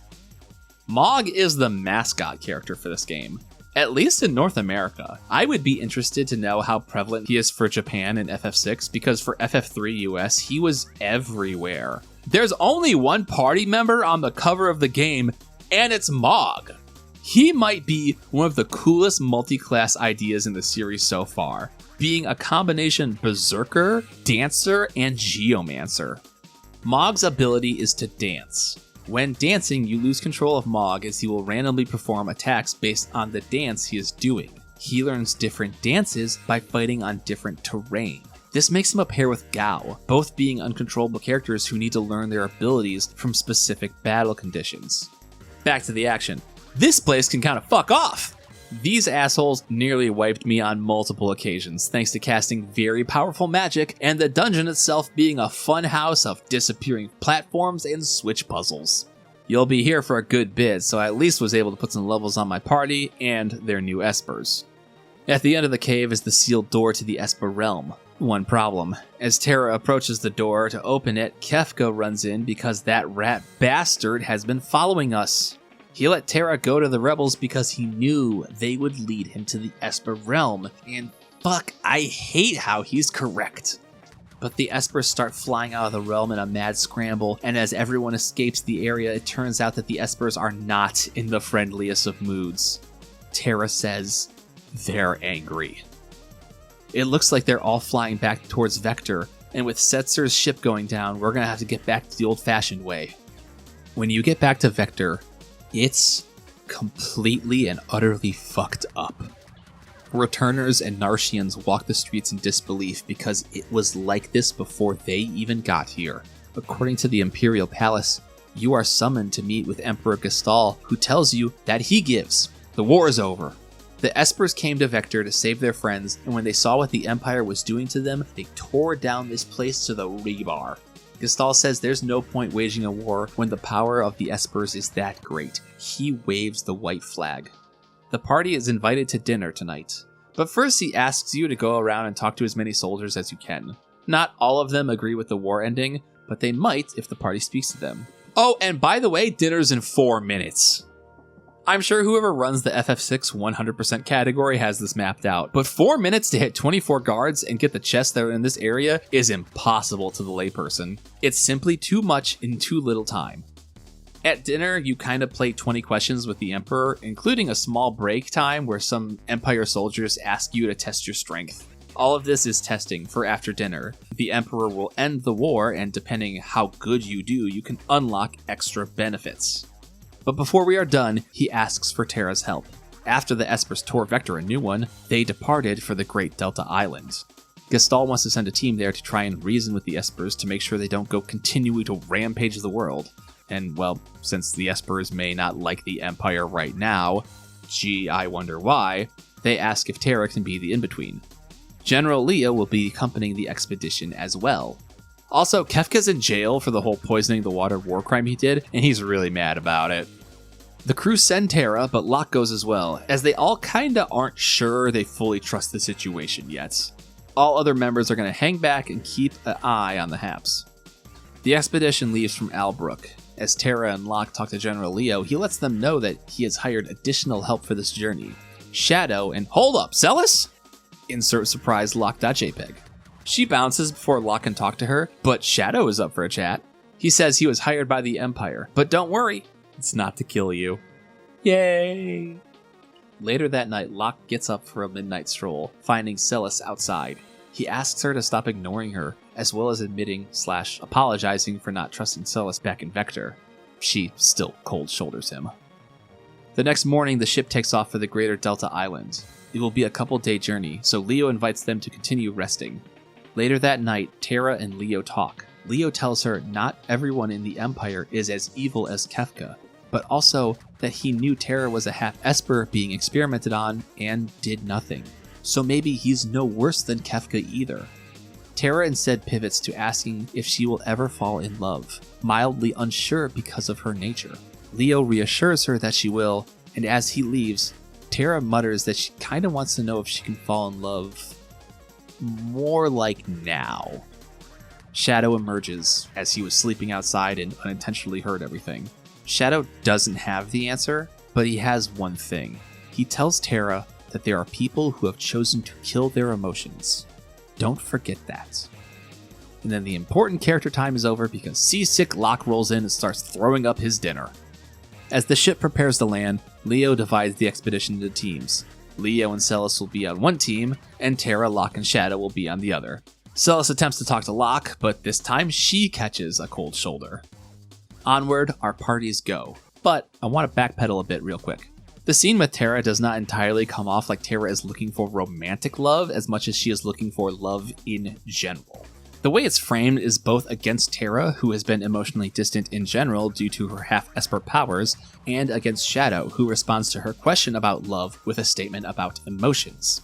I don't want it to come off in the synopsis that young Terra really needs a man, and obviously I think by now you can tell that just isn't this type of game, but maybe Terra's concept of love is more than just what we would normally associate that word with. There's a scene in a bit that hints towards Terra's continued struggle with her identity and how it defines her, and maybe what she wants from love is the relationship where she can be wholly accepting of someone and they can be wholly accepting of her. North is the secluded village called Thamasa, where the most peculiar thing is going on. People are using magic. Or at least they are until they see someone watching and they super dip. Equally cagey is this village elder looking fellow named Strago, who is like, espers, you say?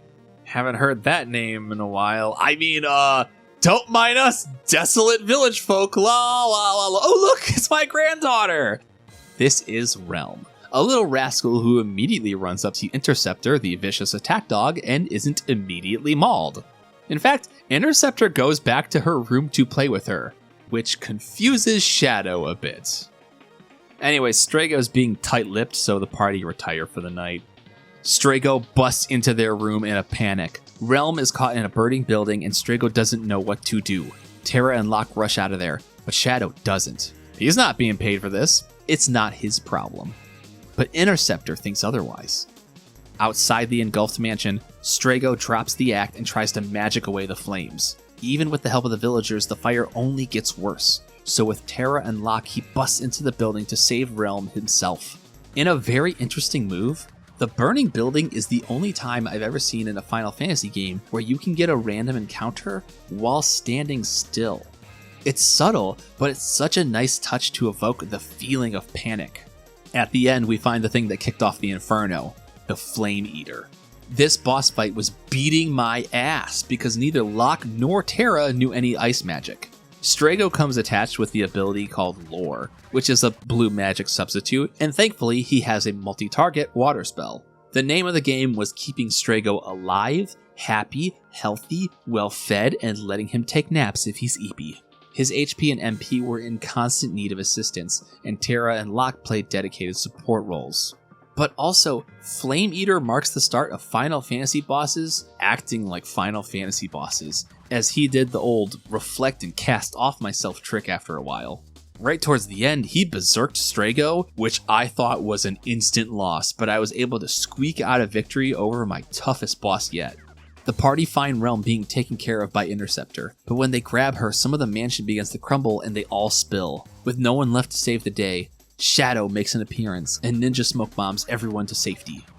With the charade gone, Strago explains that the village is filled with the descendants of the original mages. After the War of the Magi, there still existed those who could use magic, but they were quickly witch hunted and driven out. They founded this village far off to escape the persecution, and throughout generations the bloodlines of mages dwindled in power, but never went away. For saving Realm, Strago agrees to help you search for the espers, saying that they might be in the mountains, as it was rumored that there is a high-energy holy spot for them there. Realm wants to go too, but Strago shuts that down. Yeah, nice try, dude. She got the spotlight intro. We know she's gonna be a party member one day. While Strago has joined, Shadow has decided to dip. He says he'll find the espers his own way. Surely this has nothing to do with Interceptor the canine weapon, loving Realm, and Shadow's awkward but immediately noticeable body language. While we are on the road, let's cover Terra's new-ish trance ability. After recovering from going Esper mode, Terra has a new ability that allows her to turn back into an Esper. During this time, her stats get juiced. Her physical and magical damage is doubled, and her magical damage taken is halved. She can only hold this form for so long. She has like a reverse ATB bar showing how long she's in trance. I haven't been using it up till now because the duration of trance is based on how much AP Terra has gotten, and early on, she was in trance barely long enough for a single spell, but now she's a certified powerhouse.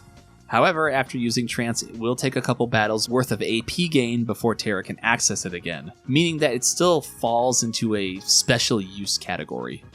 Entering the mountainside Esper Cave, we quickly learn that someone is tailing us. Poorly. Inside, we find 3 golden statues, and Strago explains that these are dedicated to the Warring Triad.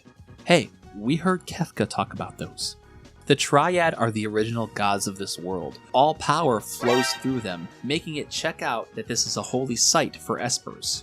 Strago explains that the Warring Triad are no longer among us. After they made espers happen, they tired of the fighting and turned themselves into stone, supposedly behind the sealed gate. Anyways, everyone's favorite gigantic loser shows up and crashes the party. You fight him for a while before Realm finally makes herself known, going on a long reverse psychology ploy to get Ultros to pose for her so she can paint his portrait. What Ultros doesn't know that this is Realm's magical power, and she attacks Ultros with himself. It is unknown if this damage does him in, or the terrifying realization of gazing into his own grotesque figure and knowing thyself. Anyways, Realm the Pictomancer is on the team now. Sketch is kinda like a Diet Beastmaster ability. Sketching an enemy allows Realm to randomly use one of its attacks or abilities back at it. If Realm has the fake mustache equipped, then she just straight up gets Beastmaster control. Also, while I have you, Strago's lore is literally blue magic, but with an ease of use twist. He just has to see the spell and survive the fight. It doesn't have to hit him for him to learn it. Because of this, you can actually learn blue magic off Realm's Sketch or Gao's Rage. Further in the cave, the party find the Espers, and with Terra on hand, all parties are cautiously okay with each other. Strago points out that these are just youngling Espers, and they confirm that. They were looking to escape and try and take the Espers the Empire had enslaved. But when Terra approached the sealed gate and let them out, they lost all control of their powers and went into a frenzy. Strago hypothesizes that something in the Esper realm helps them keep their powers in check, and once they enter the human realm, it becomes much harder to control. Yura, the Esper speaking for everyone, can only express regret as they razed a city and killed innocents. Even if it was the bad guys, what does wanton destruction and loss of innocent life amount to? Ironically, they wish to apologize as well. So everyone heads back to Thamasa, and Yura and General Leo exchange their regrets. Neither side can do anything to make their actions right, but both of them wish to at least apologize for the destruction they caused. With peace between both factions, Locke moves over to Celis for some small talk, and they get back on the same page. It's not entirely obvious what's happening, but some context descriptions and body language says Celis probably gives Locke a little kiss. Aw fuck, here comes Kefka. Enough peace and smooches, Kefka's gotta start blowing up shit. He's got a brand new weapon that instantly melts Espers into magicite and tells his forces to start destroying everything.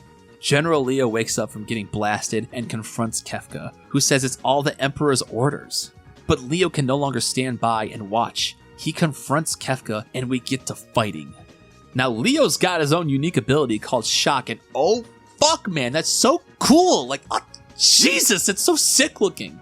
Like, spoilers, but we're not going to be playing as Leo for very long. You could have just made him auto attack or something, but no, they gave him this fucking buck nasty special ability. This game is not fucking around.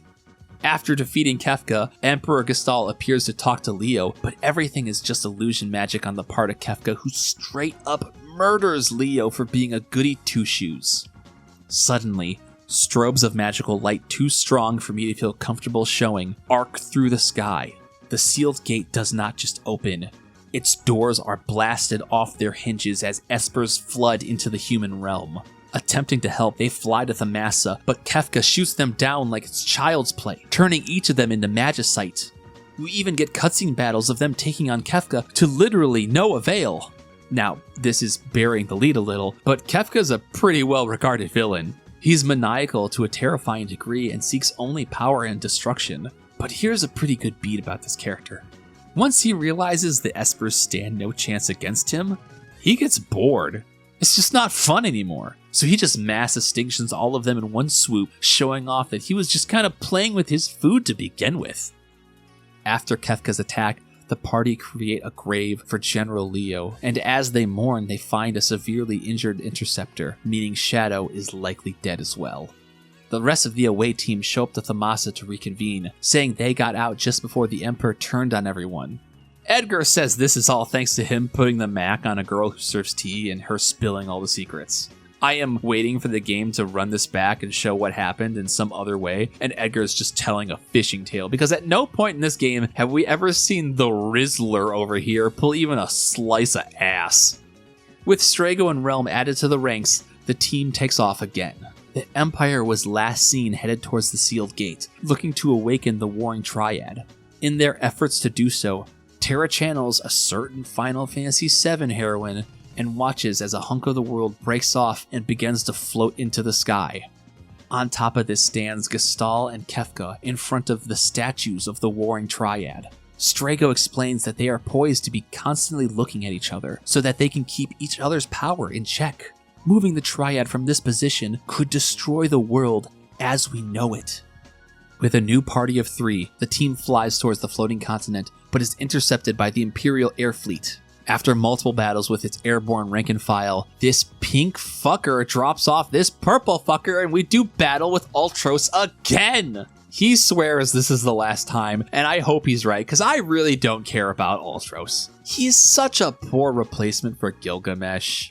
I know that back in the day we didn't have Gilgamesh because he was still in a Japan-only game, so we made do with Ultros being our comedy relief boss, but goddamn, he's yesterday's tomatoes compared to my good pal Gilly.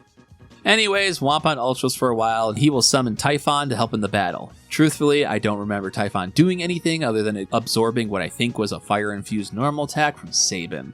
Before you stomp both of them out, Typhon will blow everyone off the ship and into your next boss battle against Air Force. Another classic boss in 2 arms fight, Air Force packs a decent punch, but can throw the party for a loop when he sends out bits. These little bastards will negate and absorb any magical spells. Thankfully, my team is geared towards non-magic abilities, but certain party comps could struggle with this. Defeat Air Force and you'll land on the floating continent with a laid-out Shadow nearby, able to be recruited as your 4th. The game is no longer fucking around. The floating continent is tough as nails. Multiple random encounters had me against the ropes, and there were some that I got away with by the skin of my teeth. Multiple baddies here are almost like sub-bosses, being powerful tanky motherfuckers that you have to hit with your best shots. I was thankfully good on ethers and downs, otherwise I could have run into serious trouble here. It doesn't help that the dungeon layout is a sphincter teleporter and switch puzzle nightmare. After a long and arduous trek, we face off against Ultima Weapon. This dude is tanky and tough as hell, so I pulled out all the support. Regen spells, slow, invis scrolls. Thankfully, Ma got onto Wind Rhapsody almost immediately, and periodic sun baths kept the party healthy. He starts the battle with a monologue and his own theme. This ain't a joke. It's a long battle, but if you keep on top of your healing, you will see the other side of this encounter. It only takes one multi-target Gravita to put everyone at massive risk for watching this fight spiral out of control. With that out of the way, Shadow abruptly leaves, and when we confront Gestalt and Kefka, we see that it was because Celis joins the party. Her score to settle is a little more personal, but it's to no avail, as the evil duo knocks Celis aside and spelllock our remaining 3. Kefka hands Celis a sword, saying that she will be forgiven if she slays the party and comes back to the Empire. Of course, she turns around and guts Kefka, who blows his stack, absorbs the power of the Warring Triad, and kills Gestalt in his own power play. He begins to shift the statues around to disrupt the power, and the party is helpless to stop it, until Shadow arrives to save Celis and hold off Kefka. The party now has 5 minutes to get out of here, which is not a lot of time when the fucking timer is still going on during battles and menu. I got really unlucky with this, between some bad encounter rates and a little sub-boss that I spent turn 1 learning had Reflect Up. I fucking failed because I ran out of time and I had to do everything over again. Fucking 15 minutes of stuff, including that Ultima Weapon battle.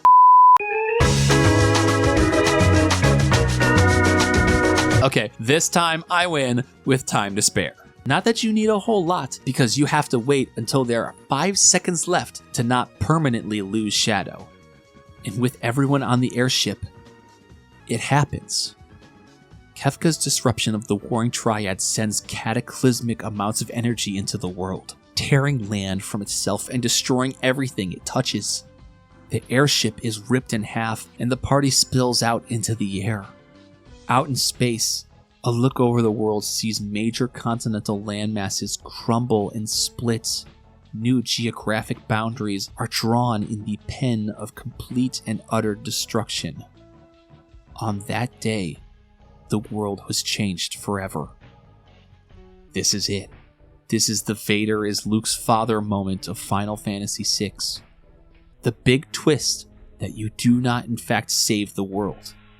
It is irreparably destroyed by Kefka and the power of his madness. The apocalypse happens.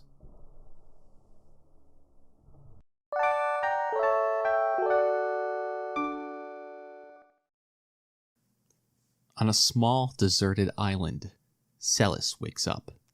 Sid has been taking care of her for a year now, worried she would never wake up. It's heartbreaking hearing Celis say, "Oh my god, it wasn't just a dream." In the years since, the world has begun to rot. Foliage wastes away as animals die out. There used to be more people on this island, but they all fell to hopelessness and threw themselves off the cliffside. It's just Sid and Celis, and there's no knowing if any other land exists or anyone else is alive. Sid hasn't eaten in days, so Celis goes to gather some fish for him. I fed this dude like 20 fucking fish, but it seems he was already too far gone. Sid passes away in his bed, and Celis breaks down. Running up the cliffside, she loses all hope. For all she knows, she's the only person still alive. No people, no Sid, no Locke. She casts herself into the ocean, looking to end it all, to escape this broken and lonely world. And it doesn't work. Fate will not allow her to escape as she washes back on the shoreline. Despondent, she notices a bird looking after her with an injury wrapped in a very familiar-looking bandana. He must still be alive. Returning to the house, she sees a letter left by Sid telling her to take the raft downstairs and find her friends. Celis departs to see who still remains in this ruined world. Landing near Albrook, you can get some information about the state of things. Turns out a bunch of sealed away evils and 8 dragons came busting out, and everything just straight up sucks now. But someone mentions a large muscular man heading towards Sen. Also, I go outside and get sparked by a random encounter because I forgot that FF6 is a game that after big party shakeups, everyone's unequipped, and I kind of had to do the whole island survivor scene again. At Sen, a huge flash of light streaks across the town. In a scramble, everyone heads up to the collapsing building. The locals say they have made Kefka very mad and he is punishing them with his divine might. Another local says there are enemies inside who can petrify you, so better have the correct relic equipped. Don't need to tell me twice, dog. Sabin, in all his yoked glory, is holding up the building so you can rush inside and save the child stuck in there. This is, no joke, the hardest thing I've done so far. You have 6 minutes to pull this off. You are only one person, and there is a bunch of treasure chests that you get only one chance at snagging. Most encounters die to a single multi-target Thundara, but even then, some of them will do an attack before they die and waste time. The worst of these are the Scorpions, who have too high of magic defense, so you have to attack them one at a time, and it's torturously slow. You gotta have this shit down to a science if you want to get all the chests and make it out in time, because you aren't ready for the fact that getting to the kid, it doesn't stop the clock. You need to leave enough time to escape back up the stairs and make it out of the building after you grab him. I died to Scorpions, who can hit really hard sometimes. I lost a couple times to running the clock out. And finally, when I did pull it off, I only had a handful of seconds left. I was fucking sweating this out, dude. It's so rough. With the child saved, Sabin lets the building fall and joins back up with you. Yeah, dude, I shouldn't have thought the end of the world was gonna stop you. What was I thinking? Let's get the band back together. Over at Nikkei is definitely Edgar. Like, that's Edgar, right? It's just a player 2 palette swap version. He says his name is Jared, and he's the leader of a band of thieves that are going to break into Figaro Castle. We stow away on their ferry and land in South Figaro, where Jared tells us he's got to keep up the act a little while longer. Going through the South Figaro cave, we find Siegfried again, but nothing really comes of that, no battle or nothing, and we follow the bandits into a secret passage leading to the submerged Figaro Castle. The castle has been underground since the end of the world, and oxygen has pretty much run dry. Everyone heads for the engine room, where the main engine is tangled up in tentacles. Edgar has the thieves loot the back room as he joins us to free the engine. This battle's a bit of an ass kicker. It's a 4-on-3 battle. Each tentacle will absorb a different elemental attack, so multi-target spells are like 3 steps forward, 1 step back. And worst of all, the tentacles will snatch a character up and remove them from the field for a couple turns. Really, you want to burst down the tentacles one at a time, because getting the numbers back on your side is what helps this uphill battle. Afterwards, Edgar fully comes clean as himself. The thieves can take whatever they want. He got Figaro Castle back and above the ground again, saving his people. Our ranks grow. Let's find more. Taking Figaro Castle underground and across the sea, we can head to Culligan. Setzer is at the bar drinking away the apocalypse, because what good is gambling in a world this cruel? The old days held enough for someone to get unlucky on their draws and still survive. But now? No. You're playing against the house, and the house always wins. Celis pep talks him into finding the heart that he had again and teaming up to save the world. Setzer snaps back into action, saying we need to head to Daryl's tomb.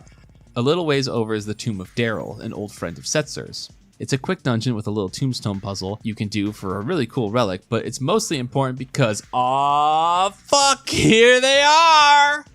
Honestly, they didn't give me much guff. It wasn't like earlier games where they turn one bad breath to establish dominance over inferior life forms. If anything, you just want to watch out for these dudes because they will zombie a party member.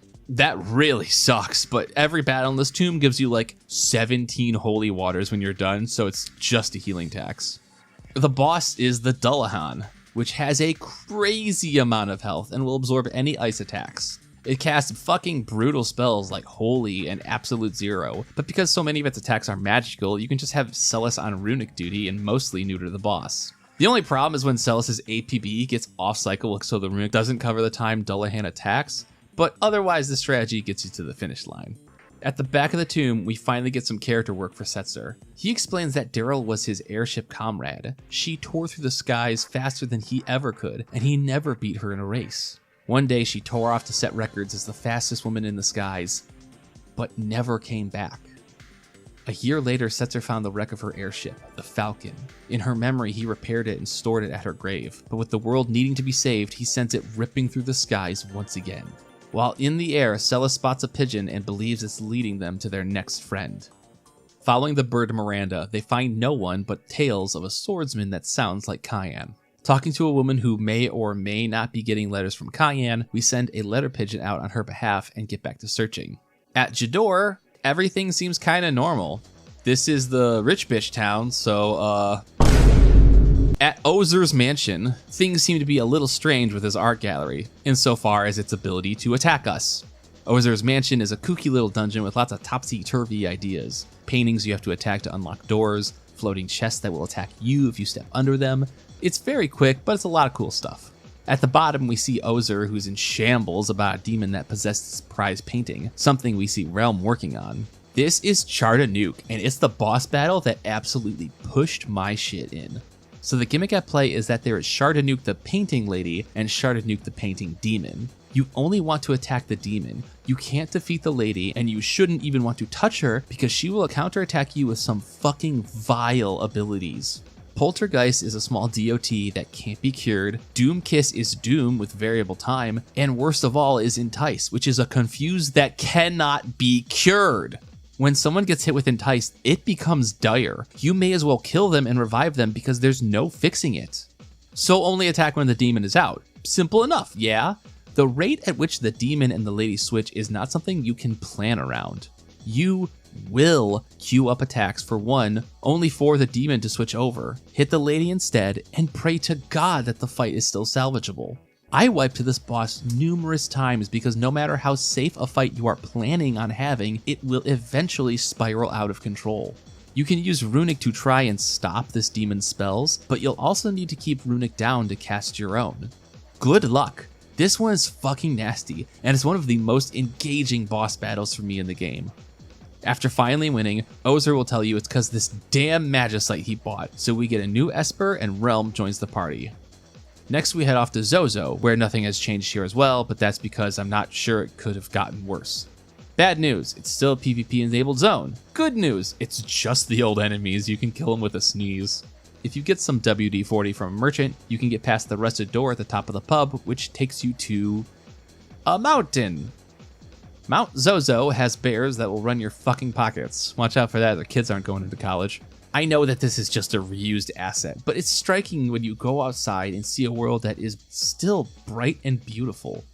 Maybe it's just this part of the world is high up enough that it's not to be blighted. Maybe there wasn't enough space to recolor the areas, but regardless, it's striking.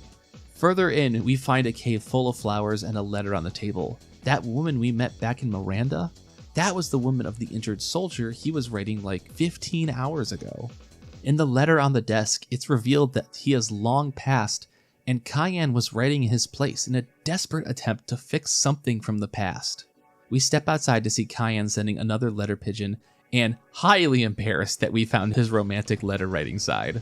But there's such a beauty in what Cayenne is trying to do. Flowers no longer grow, so he is making them out of silk. The soldier no longer stands, but Cayenne is trying to keep some sense of love alive in this world. However, seeing his friends, he realizes it's time to stop focusing on fixing the past, and instead, it's time to save the future. Cayenne also mentions that he ran into Gao back at Miranda, and he's likely gone off to the Veldt to grow stronger. Also, before we leave here, there's an optional boss battle with the Storm Dragon. He's tough, but once you stabilize your healing against his multi-hitting spells, you can ride it out to win. What's interesting is what happens next. 7 dragons remain. This was one of those 8 dragons we heard about earlier. With Realm in our party, we can go to the Cultist Tower and get Strago out of his Cultist Conga line. That's all. Next! Over at Mobliz, we find a community of children who are being looked after by Terra. There's like 2 somewhat close to adultish people, and then everyone else is 6 years old. Terra isn't sure she can fight against Kefka. After Kefka leveled Mobliz with his Light of Judgment, she's been here as the adult taking care of everyone. It's left her with a feeling she can't quite understand, but it's a feeling that has neutered her fighting strength. This has happened so much that when Humbaba, a name I read as an anime girl saying hamburger,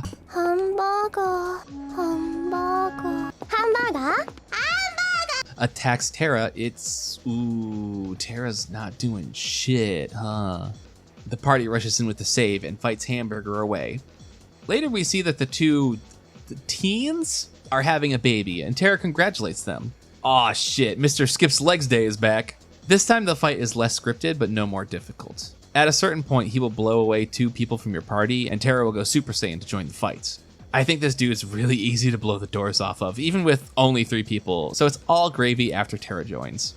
After the fight, Terra is still in her Esper form, and the kids all run scared. Except one. One of the little girls can still recognize that's Terra, and all the kids come back to her. Terra realizes that funny feeling is the thing she's been chasing for most of the game. It's love. She finally found what it is, and also found that is a thing worth fighting for. The acceptance she's been chasing the entire game is now all around her for her to see. She tells the kids she's got to go for a while, so she can come back having made the world a better place. If there's one thing FF6 nails time and time again, it's not having to say too much. At this point, Square's art and animation employees have gotten so good that they don't need the text to do all the heavy lifting. When all the kids run from Terra, it's obvious what she's feeling with just a few additional frames of animation. This character who has been chasing the love of acceptance believes she lost the thing she was so close to finally understanding, and you can read all of that in just these motions. Also, while I have you here, can I be super duper pedantic for a second? The Wikipedia entry for Final Fantasy VI has this in the description of its second paragraph. The narrative deals with the themes of a rebellion against an immoral military dictatorship, pursuit of a magical arms race, use of chemical weapons in warfare, depiction of violent and apocalyptic confrontations, several personal redemption arcs, teenage pregnancy, and the renewal of hope and life itself. I don't know what the fuck they are smoking here. This is the only thing in the game that resembles dealing with teenage pregnancy, and it certainly does not resemble themes of teenage pregnancy. Teenage pregnancy is not a thematic through line that permeates the game. There is no character who exhibits a parallel to pregnancy that the game comments on being too young in their life to go through, or identifies the societal shames and difficulties this act brings. The 2 youngins having a child together is more of an exploration of forms of love. Terra finds the love and acceptance that she has been looking for in the form of a motherly figure to these orphan children, and being somewhat graduated to a grandmother as she gets to watch the family she overlooked expand.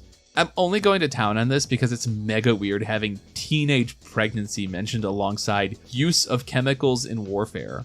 If you read this and didn't know better, you'd think teens getting preggy was a larger part of the game.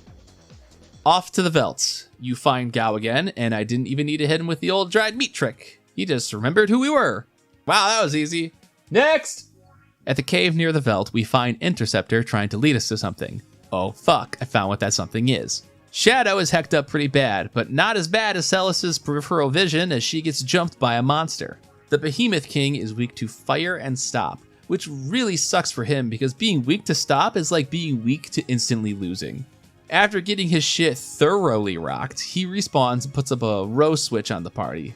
He's no longer weak to stop or fire, but he's still weak to a bunch of spells launched up his ass and doing little in return. Shadow's badly injured, so we take him back to Thamasa to heal. Wonder why we chose this town. We get a flashback to what looks to be a young pre-ninja Shadow and Interceptor, with him leaving to make a peaceful world for Interceptor and his daughter. Wait, Shadow has a daughter? Okay, come on, this isn't rocket science. We all know where this is going. If you've been resting at inns with Shadow, there's a chance that you see nightmares from back when he was a train bandit named Clyde. Him and his partner Baram were the Shadow Bandits, until a heist went wrong and Baram was mortally injured. Baram pleads Clyde to mercy kill him in fear of what will happen if he's captured alive, but Clyde can't do it. He leaves Baram, possibly damning him to a fate worse than death, and ends up in Thamasa, completely fucked up, as a woman asks if he's okay. That's it. We don't get a big backstory on Shadow, and I think it's such a mature touch. We never see the full picture of what happens to turn Clyde into Shadow. We never find out why Shadow abandons Realm, and maybe most importantly, Realm never finds out that Shadow is her father. You can have these two spend the rest of the game adventuring together, and there isn't this big come to Jesus scene where Shadow admits to Realm that he is her father and they start their family back up. That's not how Shadow operates. That's not the kind of Disney story this is. If Shadow still cares for Realm, then he's going to do it from afar. If you go to the Coliseum, which hosts a venerable funny farm of whack jobs, including Ultros running the receptionist desk and Siegfried saying someone's running around impersonating him, you can use the Ichigeki found in the Velt Cave to have a fight with Shadow. These are automatic one-on-one battles, so I sent Sabid in there, who cast regen on himself and then properly jobbed out Shadow like he owed him money. Should've stayed in fucking bed, my dude. Anyway, Shadow's here because all he knows how to do is fight. You know what I'm gonna do? I'm gonna fight. The only way I know how. Ever since I was a boy, all I knew was how to fight. Fight, fight, fight. And when I got tired, I would fight some more. And so Celis is like, then why not fight with us? And that's all the logic Shadow needed to get back on the team. You sure you didn't get knocked loopy back in the cave, my guy? Off to Narsh, which is a ghost town all locked up and boarded. It's also PvP enabled now. We can still get into the mines and find the old Moogle Cavern and recruit Mog back into the fold. He says we should get the Yeti to help us. Now, we've seen this Yeti before, literally once. Let me see if I have the footage. On your path, you encounter the Ice Dragon, who, get ready for this, isn't disastrously weak to fire spells. 6 dragons remain. Ooh, so ominous. We also will fight the iced up Esper that kicked off this whole game, Valigamonda. He is disastrously weak to fire spells and constantly casting Rasp to try and make sure you can't kill him that way. But it doesn't work. With Valley defeated and taken as Magicite, a new pathway opens up that drops you into the Yeti's cave. A little zone where you can expect more dropping if you aren't paying attention. If you really want to test yourself, opening this chest will cause a fight against 3 Tonberries. The key is to silence all of them, hit them all with bio to poison them, and then fight for your fucking life because they hit like Mack trucks. You'll find another Magicite, Midgar Somer, in the Yeti's cave, and then have to do battle with the Yeti himself. The fight sounds scary because he'll slam an item that increases literally everything that could be considered a stat, and it was just a green cherry. All that does for me is help me cure imp status, but it's nothing compared to fighting 3 fucking Tonberries. After you smoke him, Mog will tell the Yeti, Umaru, that he's part of the crew now. Unlike Gao and Mog, who are all interesting twists on berserkers, Umaru is a direct version of one. You cannot control him at all, he just hits the ground running. He either attacks or does a unique attack called Body Blow that ignores defense. He cannot equip Magicite or weapons or armor, only relics. However, he has 2 relics that will give him additional moves. The Rage Ring lets him toss an ally instead, with damage being based on their equipment, and the Blizzard Orb allows him to cast Snowstorm, an ice spell. Okay, it's time for the big one. We are heading to Phoenix Cave, a huge dungeon. One that is so big that we are dividing into 2 teams. For starters, I just love this because one of the big problems with Final Fantasy VI is that there are just too many fucking cool characters. So being able to play through a dungeon with 8 strong feels tight. And like, these are not pushover encounters. Many of the mobs here have high magic resistance, so I was having to throw haymakers just to survive. The gimmick is obviously that you have to do a bunch of back and forth puzzles with your two groups, opening switches or passageways to let the other pass and then paying it back further ahead. It's not overly confusing, but it is easy to get a little turned around, and there's some pitfalls and empty chests to help with the confusion. There's also the Red Dragon about halfway through. A tough foe, and I'm not too proud to admit that he had my team on the ropes during the fight, but he goes down like all the others you've seen thus far. After both of our parties link back up, we find Locke. In his hands he holds the Phoenix Magicite, a cracked and damaged version of it, but he hopes there will be enough juice to do the one thing that still weighs him down: save Rachel. Taking the Magicite back to Colligan, he places it on Rachel's body, waits, and nothing happens. It was too battered. It cannot harness the Phoenix's resurrection power. But at last, the Magicite showers Rachel in the final sprinkles of its power. It brings her back, but only for a brief moment.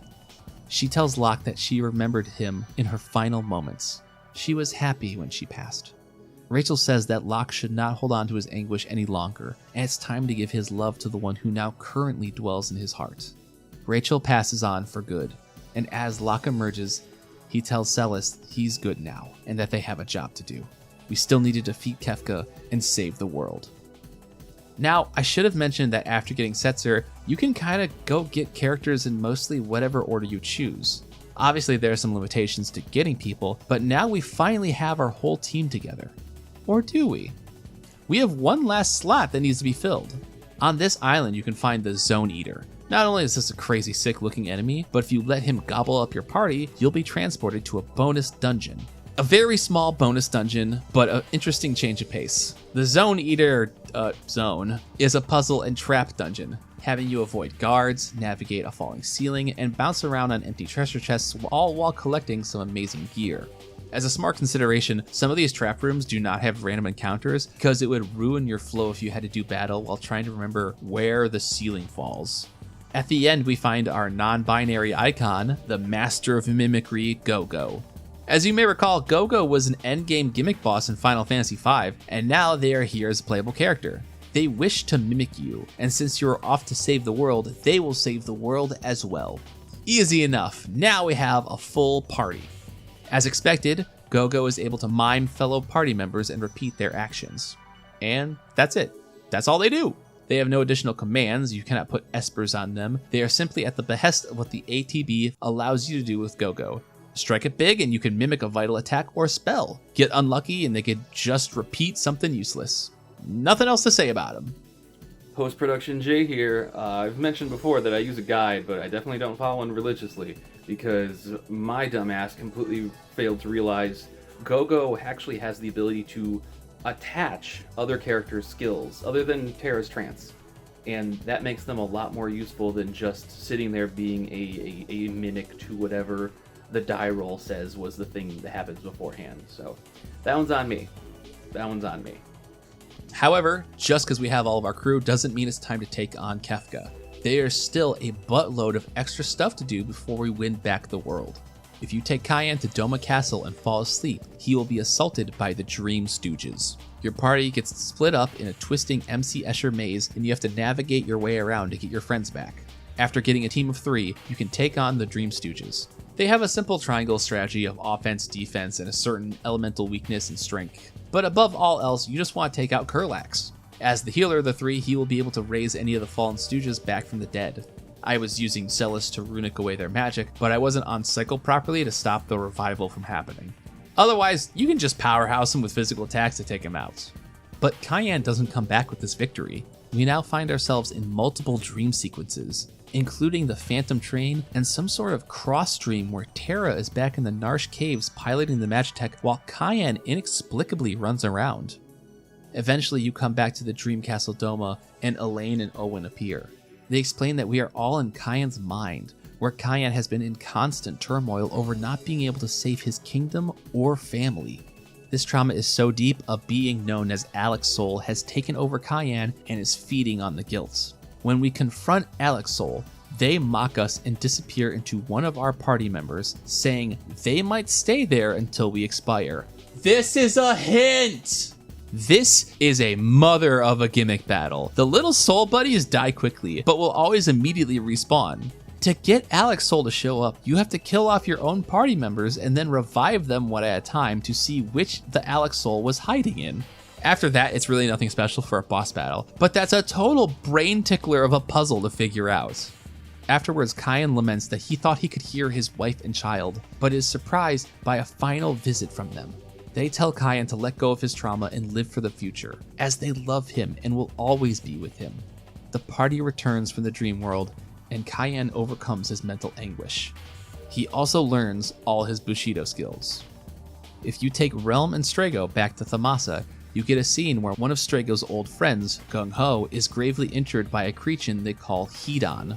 This was apparently something that Strago used to hunt back in his younger years, and to avenge his friends, he's finally looking for a chance to score a victory over the beast. To the north is Ebek's Rock, where we enter a very strange dungeon. You have limited visibility and you have to feed a treasure chest enough pieces of coral to have him let you pass. But getting the coral requires you to navigate tight corridors in less of a teleporter maze and more of a teleporter game of chance. Each teleporter will send you to a random room and you need to collect the goods where available before shooting off somewhere new. But just because you have the coral doesn't mean you're getting through. The chest will only move if he eats enough at once. You gotta go through and stack it up before he will let you pass. Directly behind him is Hedon and his little buddies. You have to take out his little helpers to get Hedon to cast Grand Delta, a powerful lore Strago will learn. Afterwards, you can box him up. He's gonna try and poison the party. That won't slow down Strago getting his revenge. Back at the Masa, Strago tells Gung-Ho that he was able to defeat the mighty Hedon, and Gung-Ho leaps out of bed with excitement. Not bad for a guy who is gravely injured.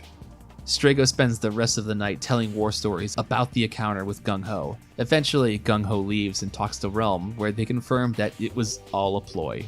Gung-Ho was never injured. Realm just cooked up the idea to get some life back into Strago.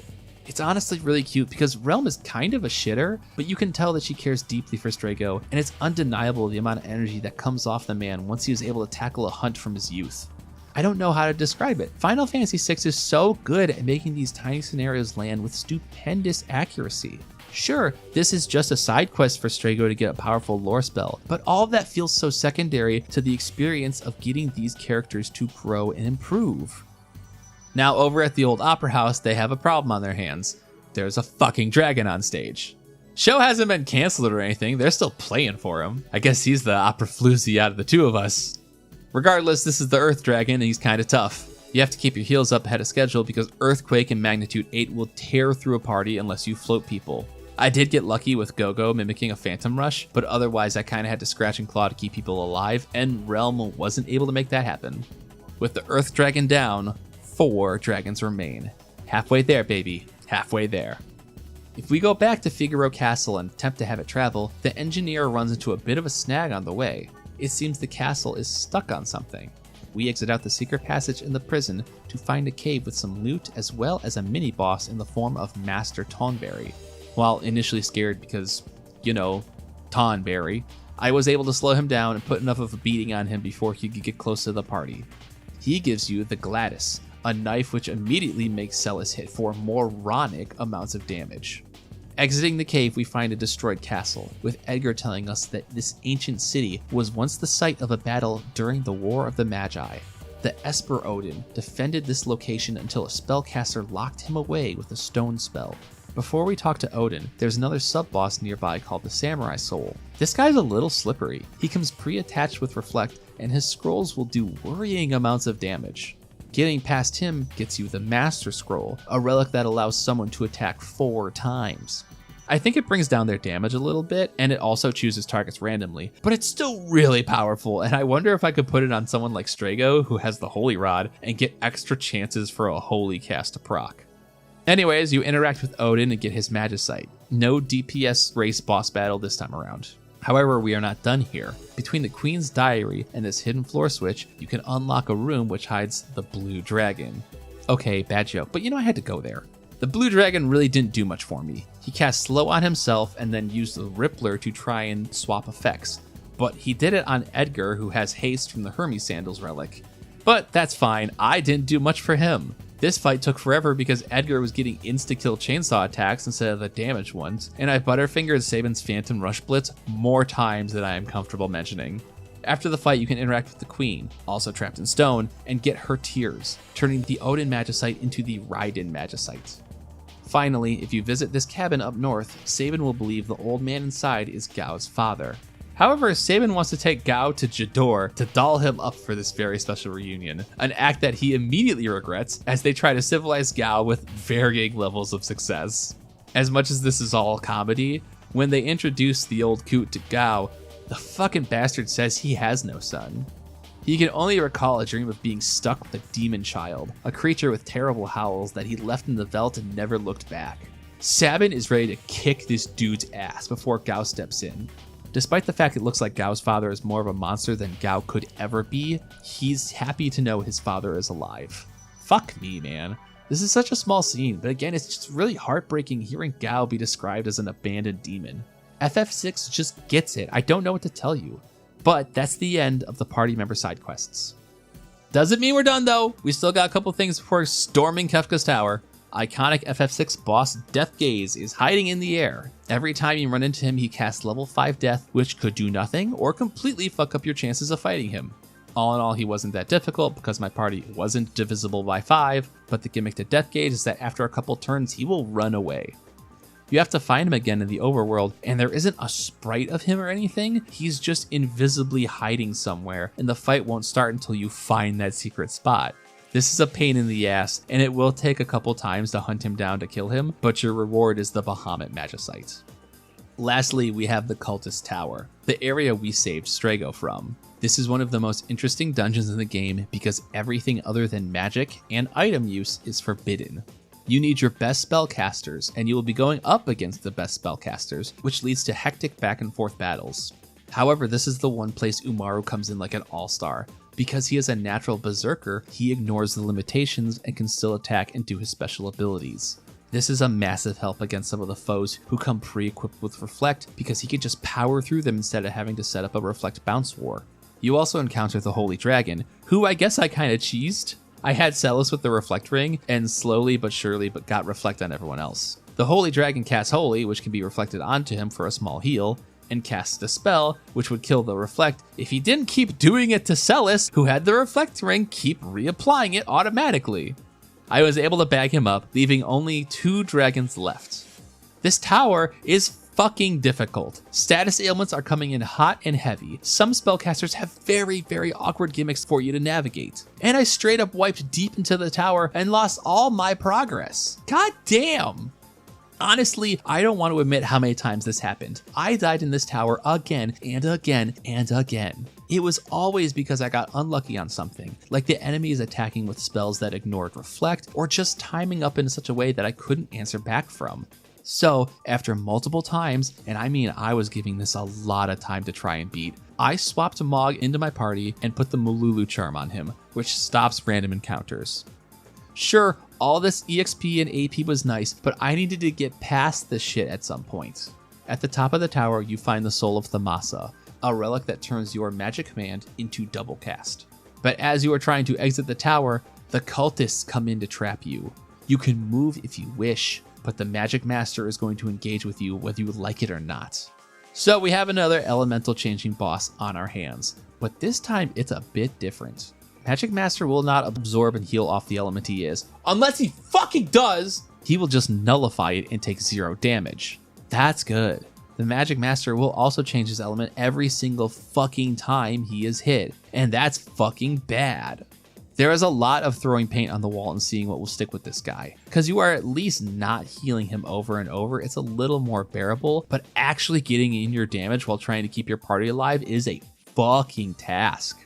Magic Master will hit the whole party with heavy elemental magics, and surviving these spells back to back is really sweaty. I was able to keep people alive with some crafty re-rises, but eventually I was brought down to a quasi-softlock state. Umaru had the Reflect ring on, so Magic Master couldn't touch him, but Umaru couldn't do anything to bring back any of the party members. So it was unstoppable force versus a nearly unmovable object. I set my controller down and took a call from my wife as Umaru slowly but safely beat down Magic Master. But fucking get this! When Magic Master dies, he unloads a 9999 hitting spell that wipes out Umaru as well. Fuck me, dude. I have wiped yet a fucking again. Motherfuck, I hate this place.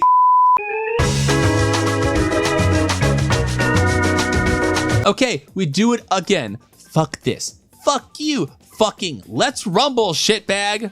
Even now, knowing that I have to re-rise everyone to survive the fight, it did not make this any easier. Thankfully, re-rise ignores reflect, but you also need to watch your reflect status because it will wear off, and getting caught with your pants down will turn this fight around in an instant. I had to blow elixirs twice just to keep people's MP high enough, and when I finally had Magic Master in the ground, I was able to re-rise after the Ultima attack. Well, everyone except Strago survived. I guess after a death, I forgot to reapply re-raise on him. Anyways, thank fucking God I'm done here. That was the last of the additional quests. It's time to bring this bad boy home. We are gonna take on Kefka's Tower.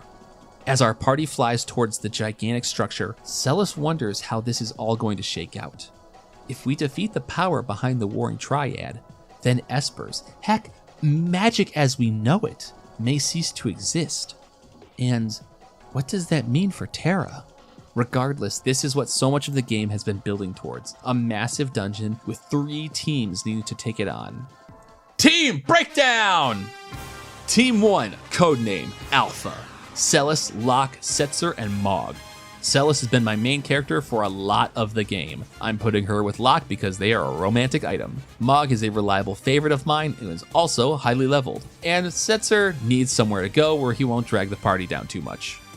The hope is that Celis and Mog are powerful enough to carry Locke and Setzer until they are up to snuff. Team 2, codename The Enforcers. Terra, Edgar, Sabin, and Gao. Terra honestly hasn't gotten as much screen time as maybe she deserves, so she's a little behind the curve. Thankfully, the Figaro brothers are some of my favorite characters in any RPG, so they will be the backbone of this team.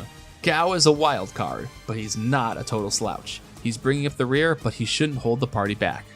Team 3, codename Gold. Gold team rules. Again, because I'm a loser for story, Strago, Realm, and Shadow are all together. Umaro needs a place to be, and honestly, I kinda liked him after flying through the hell and back with him on that cultist tower. This team is going to be the squishiest and maybe the least powerful, but Strago and Realm aren't exactly wimps, so I still think this will pan out. Team 4, codename the fucking Benchwarmers. Cayenne has barely gotten any use this game because I never cared for his style, and I'm not building around Gogo in any particular way, so both of them can stay back in catering while the rest of the group saves the world.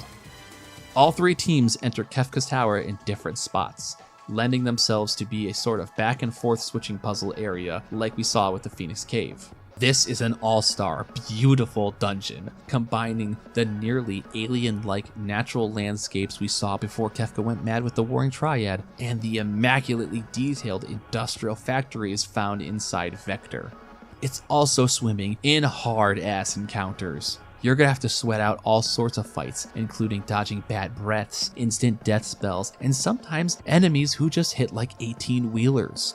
I lost a lot of progress to multiple deaths and had to redo significant stretches of game thanks to unlucky fights. To be honest, there were random encounters that were far and away harder and more dangerous than the bosses that are in here. When combined with the amount of back and forth that can happen trying to get 3 teams to all throw switches for each other, the chances of losing significant progress to death are high. The first sub-boss is the Enforcers finding Ultima Buster. Oh my god, he's monologuing again! Now I managed to find cover, and what does Baron von Ruthless do? He starts monologuing. He starts monologuing! Thankfully, the Enforcers are ripped to shit and box him up without too much of an issue. They also get the second sub-boss, our 7th dragon, the Gold Dragon. He's got some elemental absorptions to worry about, like electricity and ice, but otherwise he's a little on the weak side by this point in the game. I was running into a roadblock keeping Gold Team alive, as they kept getting wiped by super unfortunate spell combos, but after a couple hours of attempts, I was able to get them to their first boss, Inferno. Another boss and 2 arms fight, but this time around I was never really able to get a bead on what his deal was. Meteor Cast kept my party on the back foot because they are so damaging and skipped Reflect, and he was able to keep the pressure to crumble my team in our first encounter. Because I was unable to suss out what his deal was other than having fire absorption, I decided to lace up the gloves and just start fucking swinging to the body. This ended up being the right option, and with a full frontal offense, I was able to polish off Inferno on my second attempt. Gold team is on track to take down one of the last dragons, but unfortunately they wipe to a nasty ass random encounter. But working our way back, we take on the final of the 8 dragons, the Skull Dragon. He takes straight 9s from Firaga, so on turn 3 I reduce him to ash, ending the seal of the dragons and gifting our party the Crusader Magicite. After some switch puzzles, it's time for the Enforcers to take on Guardian. This boss will cycle different battle programs, giving him different sets of attacks. Because it had been ages since my last save, I did everything in my power to run him over, including Trance Terra spamming Ultima. They get it done without too much sweating, and I am rewarded with that highly needed save point. Finally, our last stretch has each of the teams go up against one of the Warring Triad's statues. You can tell these fights are special because we have our own unique boss battle theme for each of them. First up is the Enforcers taking on Archdemon. I applied a heavy amount of buffs to my team before putting them to work. Archdemon was very resistant to normal attacks, which my party specialized in, so I had to switch up the game a little to get my damage. Thankfully, Archdemon did not hit as hard as I was expecting, due in part to elemental resistances multiple people had. However, his blaster attack would immediately nuke anyone. Outside of that, the Enforcers got the job done. Next up is Gold Team taking on Fiend. I got very lucky in this fight because Fiend uses a lot of ice attacks and my party was very well suited to resist those. Outside of keeping Shadow alive, who is constantly getting nailed with big swings, this fight went by without too much issue. Fiend had the last lore attack for Strago, and it's called Force Field. This gives Fiend a new elemental immunity, which wasn't so bad the first time because it was electricity, but near the end of the fight he did it again for fire, which was his weakness. Thankfully by that point I didn't have much left before I bagged him up. Finally, Alpha Team does battle with Goddess. This is much harder than the other 2 Warring Triad members. Goddess has lightning immunity, but the real danger comes in the form of her Cloudy Heaven attack. At a certain part of the fight, she will cast this on the whole party, which puts a unique doom timer on everyone. This doesn't kill the party, but instead forces a wipe via zombie status on all members. This means it also sidesteps trying to get ahead of it with a re-raise. This will also sidestep any ribbons you have equipped.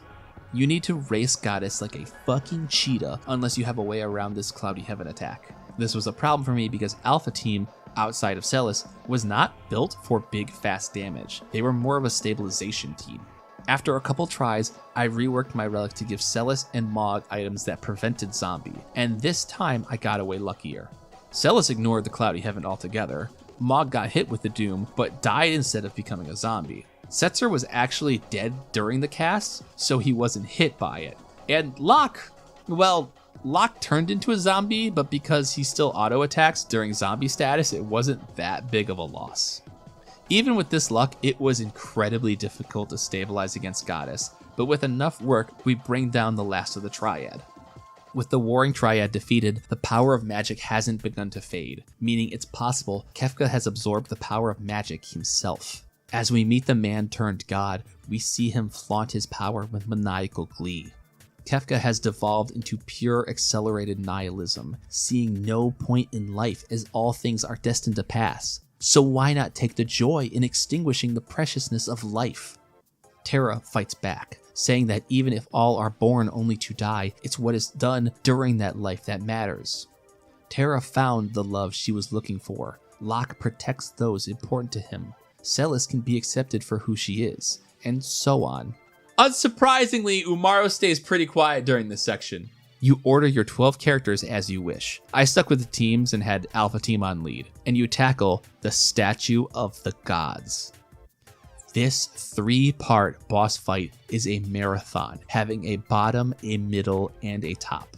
All of these are ridiculously tanky and powerful, making it fitting for the endgame. I wasn't sure how this worked at first, but if a party member dies and is still dead during the transition between parts of the statue, they will get replaced with the next party member in the order. The bottom of the statue is a physical bruiser with 2 arms. The middle of the statue was more magically inclined, it had 4 separate targets, and the top of the statue was a duo that cast the most powerful spells in the game. While this took an immense amount of time, I did eventually wipe to the top of the statue and that ended my fight. Losing all 4 members does not bring in the next people in the order. So on my second attempt, I ditched the teams and set up All-Star Weekend with my MVPs. Celis, Edgar, Sabin, and Strago. This also meant I had to do the JRPG classic. Sit through an entire unskippable cutscene after each loss. I'll be honest, the attempt with Alpha Team was probably doomed from the beginning. Celis and Mog were the damage dealers, and Locke and Seltzer were the support, neither of which were really prepared for that role. This led to multiple instances of destabilization, including the return of sweet zombie Locke during the middle statue. The MVPs, on the other hand, were putting up Victor Wembanyama numbers. Edgar and Sabin were huge damage dealers, and their focus on physical/non-elemental meant that they could blow through a lot of the defenses. Strago's Grand Delta lore was a huge help in doing big damage to all targets, and he had more than enough magic to assist elsewhere.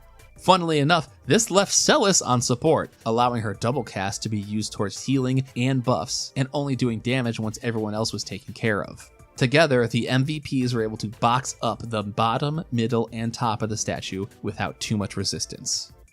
Which leads us to Kefka, the god of magic. Dancing Mad has been playing for each of these phases, but here is where it really kicks in. To call Dancing Mad just a boss theme feels like a dire oversimplification. The reason this song deserves to be talked about here instead of during the presentation section is because this epic is story. A song in 4 movements, each one triggered during a different part of the final boss fight, is able to score the story in a way that just tells it without words. Up front, it's so atypical of how a boss theme should sound. It's almost minimal by comparison. Many of the movements are exclusively organ pieces, lacking the bombast one would expect with percussion or a wide selection of instrumentation. The near simplicity of the organ gets across what Dancing Mad is. A twisted funeral procession for the end of the world. If you hear the song removed from the boss battle, it might not sound all that exciting. And I think that's purposeful. It sounds so demented and macabre because that's the state of the world under Kefka. It's hellish and morbid because Kefka has deemed the world such under his rule. But when you get into the other movements, it becomes more jovial, almost a circus-like whimsical melody. We cannot forget what drives Kefka's actions. It's his madness. You can all too easily see the deranged jester prancing and skipping during the 3rd movement in joy as he casts down destruction on the world below him, removing life with a smile on his face and a laugh upon his tongue. And when you finally make it to the mad god himself, the opening track to the game, Omen, plays to bookend the experience. God has descended, and he is no holy being, no righteous leader. God is a psychopath. The song finally kicks in during this fight, paying off the intensity that has been building for far longer than any other boss theme has a right to. It's Kefka's reality, and he commands you to move, with the only beat you can dance to being his madness. Kefka laughs at the ideals of the party. What good are concepts like life, dreams, or hope in the face of his destructive power? Immediately, he starts off the battle with Heartless Angel, reducing everyone's HP to 1. While quick healing can recover from this, Kefka will also utilize his special attack, Forsaken. One of the most impressive looking spells in the game. It's thankfully not as damaging as it looks. If anything, this final fight is made slightly easier due to not having to split across multiple targets like the statues. It's you and Kefka, and someone's going to drop. Use every big spell you have, blow every item in the inventory, and scrap until your knuckles run bloody. When Kefka dies, he slowly disintegrates as your party stands victorious over a literal god. The fucking benchwarmers rush in to help get the team back to the airship. Terra uses her Esper form to lead everyone out, but the Magicite begins to disappear. Magic is leaving the world after Kefka's defeat, and no one is certain what that means for Terra. We fade out and fade back into a beautifully animated book in sepia. Along this table lies an item for every character of the main cast, showing us their full name and a vignette of what they are doing during the escape from Kefka's tower. Many of these are lighthearted, like Cayenne figuring out how to throw a switch, or Mog being picked up by a crane like a stuffed animal. Others are more serious, like Locke saving Celes from a crumbling foothold, or Terra having one last conversation with her father before his magicite disappears. Most tragic of all, Shadow has Interceptor follow everyone else as he stays behind to finally face his death and be united with his thieving partner. Hopefully now, with a clear conscience. The music is a melody, with each scene showcasing a twist on that character's theme. At the end, everyone boards the ship and follows Terra through the tower. While they escape into the skies, Terra begins to fade and Setzer dives after her. From a distance, some children see a star falling. They rush back to their homes as we see it's the children Terra was looking at, with the teens about to give birth. The party reawakes on the deck, the rapid dive a success as Setzer was able to catch Terra before she fell. The credits begin to play as the airship tears through the skies. The color of the world has returned. The clouds are a heavenly white. The skies regain their cheerful blue, and the ocean returns to its beautiful cerulean tone. As the party skates through the air, the world looks the way it used to. More greenery returns, and the airship picks up a flock of birds alongside it. Yes, the world was destroyed, but that doesn't mean it can't be rebuilt again. The party wave at towns as they fly by, the most important of that being Terra's adoptive family. They celebrate the birth of a new child, the first in this era. With the world on track to live once again, Terra takes to the front of the ship and lets her hair flow freely in the wind. As if to take cue, Setzer revs the engines and sends the airship soaring into the skies. The end comes upon the screen as the Final Fantasy prelude begins to play, ending my playtime somewhere around 36 hours when accounting for all the deaths and lost progress. My fucking god. I think that's the best game I've ever played.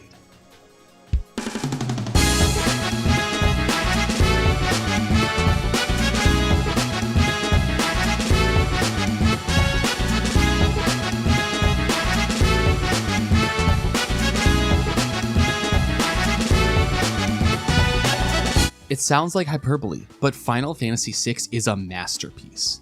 I don't know if there is any other way to truly encapsulate everything this game reaches for and succeeds in grabbing.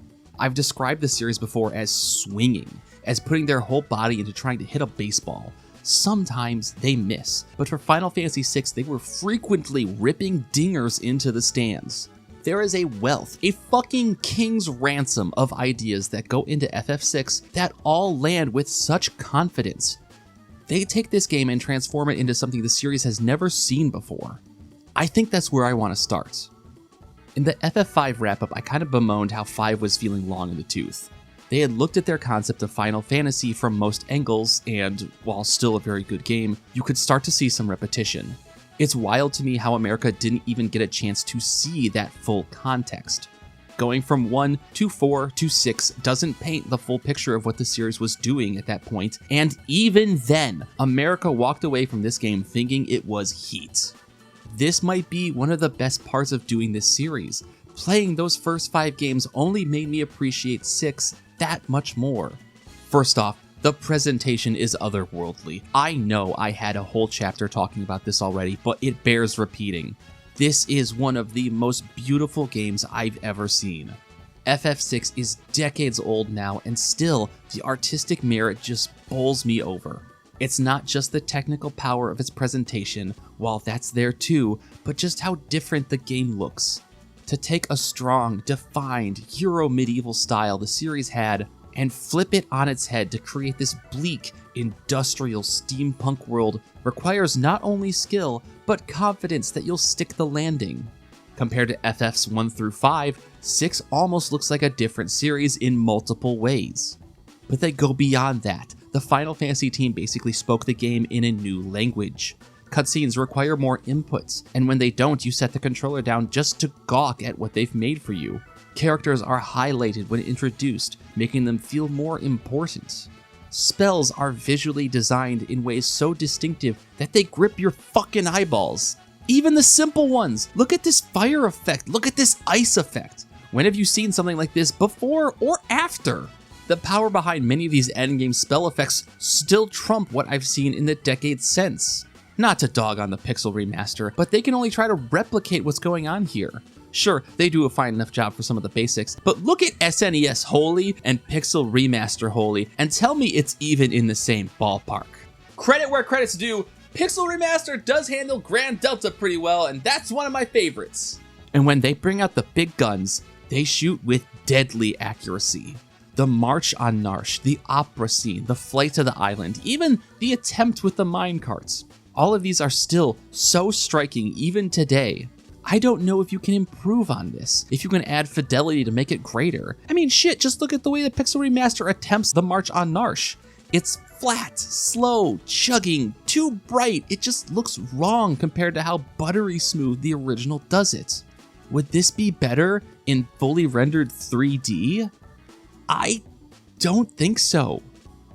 People have taken stabs at doing the scene in different styles, and the only one that I think comes close is the PS1 aesthetic recreation. It's perfect. It's literally perfect. You cannot meaningfully add or subtract to this to make it better. Just looking at this footage makes me want to boot this game up again and start replaying from the beginning. This was the longest game I've played thus far. It hasn't even been a year since I completed it, and part of me wants to do it all over right now. That's just one part of FF6, just a slice of all the things it makes possible. Gameplay attempts to blend up various aspects of the previous games into something new. Yes, you may have pre-canned character identities, and there is a narrative ebb and flow that forces you to use them, but then the game ups the ante and introduces espers, allowing you to have a somewhat custom effect on how you build your party members going forward. It's the best of both worlds. There were times where I was forced to be Locke and I engaged in stealing more than I ever have in any prior Final Fantasy game. Then, post-Espers, I had Saturn kinda become a healer for a while, teaching him recovery magic and giving him stat boosts with certain Esper level up bonuses. At any point in time, you could make someone a Dragoon because relics are so immediately impactful. Not only that, but some of these character designs are cracked! I still can't get my head around how much I loved having Mog on my team. What a fucking incredible multi-class interpretation. The only complaint I could form against the gameplay is that it's taxing to try and keep all the equipment, relics, and espers straight in your head when it comes to who has what. In any other game, these could be the foundations that support the house. Rarely would you find something this jaw-dropping or this mechanically engaging, but in FF6, this is the interior decor. Because the concrete floor and support beams that keep this mansion standing come in the form of its story. In Final Fantasy IV, there was a story that touched me, but it wasn't particularly something new. Pat from Socks Make People Sexy describes it as Saturday morning cartoon. And I wouldn't go that far, but I see where he's coming from. FF6, on the other hand, feels groundbreaking, not because it's this more mature and serious story that has a heavier tone than anything that came before it, although that very much helps, like I'm gonna think of the conversations between Locke and Celis at the opera forever, but because it has such an experimental structure. The fact that the world of Ruin is almost entirely optional content blows my mind. You could, after getting Setzer, just rush to beat the game. I mean, good fucking luck! Nothing else during that sequence is required. It's brilliant. It's so striking how the world has ended, how you are smack dab in the middle of the apocalypse, and fucking yet, there is still so much life and love and activity still hanging on. So much humanity and emotion is left in the world even as it is broken beyond repair. It is fascinating how different of a game FF6 is after Kefka blows it up. In my Final Fantasy V video, I said how big the game must have been on release with so many enemies, blue magic skills, and side quests that you could miss on your first playthrough. FF6 has a similar trick, but it's one of the bravest I've ever seen. There is so much story you could miss. The amount of missable story in a game that has such a heavy emphasis on its story blows my fucking mind. Any game worth their salt would never leave important backstories or character arcs to chance. That's all part of the guided cinematic RPG experience, an experience Final Fantasy itself is soon going to introduce and canonize. But in a world before Final Fantasy VII, here is FF6 playing so boldly with how it trusts the player to hunt and explore the world and find substantial story rewards for doing so. Multiple events I detailed in the story section are optional or could play out in different ways. Like, obviously some of the World of Ruin side quests are missable, like Cayenne's dream trip to Doma, but even then you don't have like a side quest prompt or something to tell you to go there. Edgar and Sabin reminiscing on their coin flip is wholly optional, which feeds into the coin tricks Celis plays on Setzer because Edgar and Sabin are only part of the loaded coin story if you choose for them to be part of the party at that time. If you don't take Locke to Colligan, you don't get his backstory with Rachel. If you don't go back to the airship after the Vector banquet, you don't get the first showing of Setzer's backstory with Daryl. I missed this! I only learned about it after the fact! If you don't wait until the final seconds to get off the floating continent, Shadow dies during the apocalypse.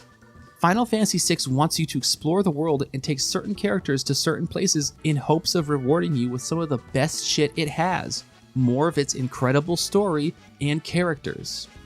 That story being one of the first mature games for mature gamers such as myself is important, but I think that's faded with time, whereas the structure has remained timelessly innovative.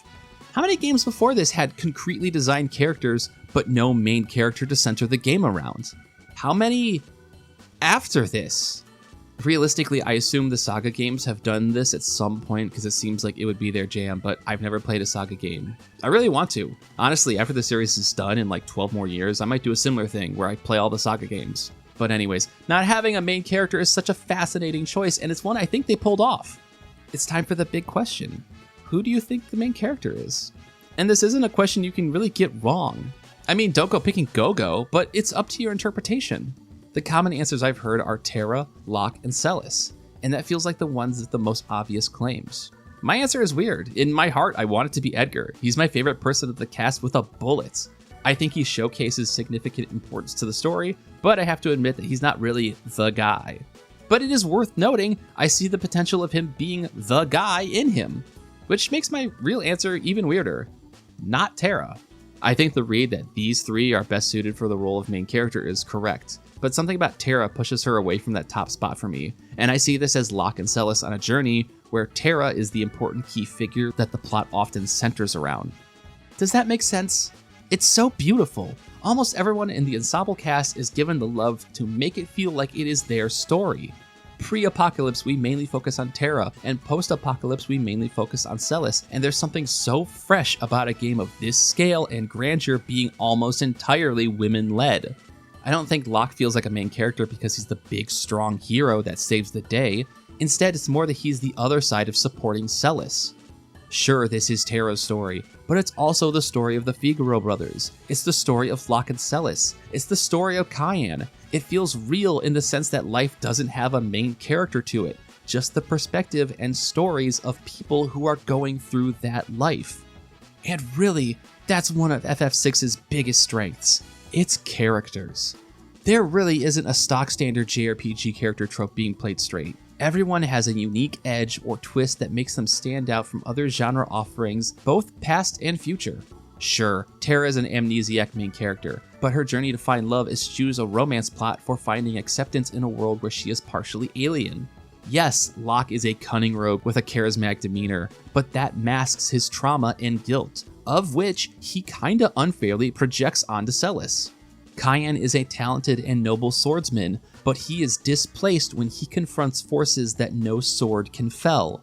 What good is swordsmanship against chemical warfare? Cayenne is a man lost to time when dealing with an advancing civilization, and then a man lost to time again when placed in the post-apocalypse. All of this on top of dealing with the trauma of failing to save his wife and child from an early death. Shadow might be the best example of this. Almost any other game would take Shadow and play him straight. A mysterious ninja who happens to be reunited with the daughter he abandoned. It screams for the reconciliation of a broken family, but Final Fantasy VI refuses to give it to you. Shadow cannot reunite with Realm because Shadow is not Clyde Arony any longer. When the credits roll, it does not say Shadow as Clyde Arony, it says Shadow as Shadow. He has killed off the person he used to be, and there is no point in him coming back. Clyde Arony is a figment of the past, and in his place is a darkened husk in the same form. There is nothing more remaining than a shadow. He says the Reaper is one step behind him, and he is right. There is no world where Shadow lives. He either dies in the apocalypse, or he gives up the ghost after saving the world. His death is the closest thing he has to a redemption. The most stock standard characters this game has would be Edgar and Sabin. A pair of brothers as different as they are alike. One took up the royal mantle to fulfill the responsibility of his bloodline, and the other left the kingdom to find freedom in his own actions. One is suave and mechanically inclined, the other is kind-hearted and powerful. You could anchor a story out of just these two. Honestly, you could anchor a story on Cayenne or Shadow or Locke and Celis or almost anybody. But Final Fantasy VI instead chooses to anchor its story around everyone. And also just, goddamn what a good story this is. It's got great heroes, an all-timer villain, beautiful pacing, tons of different scenarios to chew on. It's really top of the pops. They deserve all the credit in the world for flipping the status quo on its head and writing something like Kefka Destroying the World. It's just so impressive. I don't know how else to say it. You'll walk away from this game with something stuck in your heart.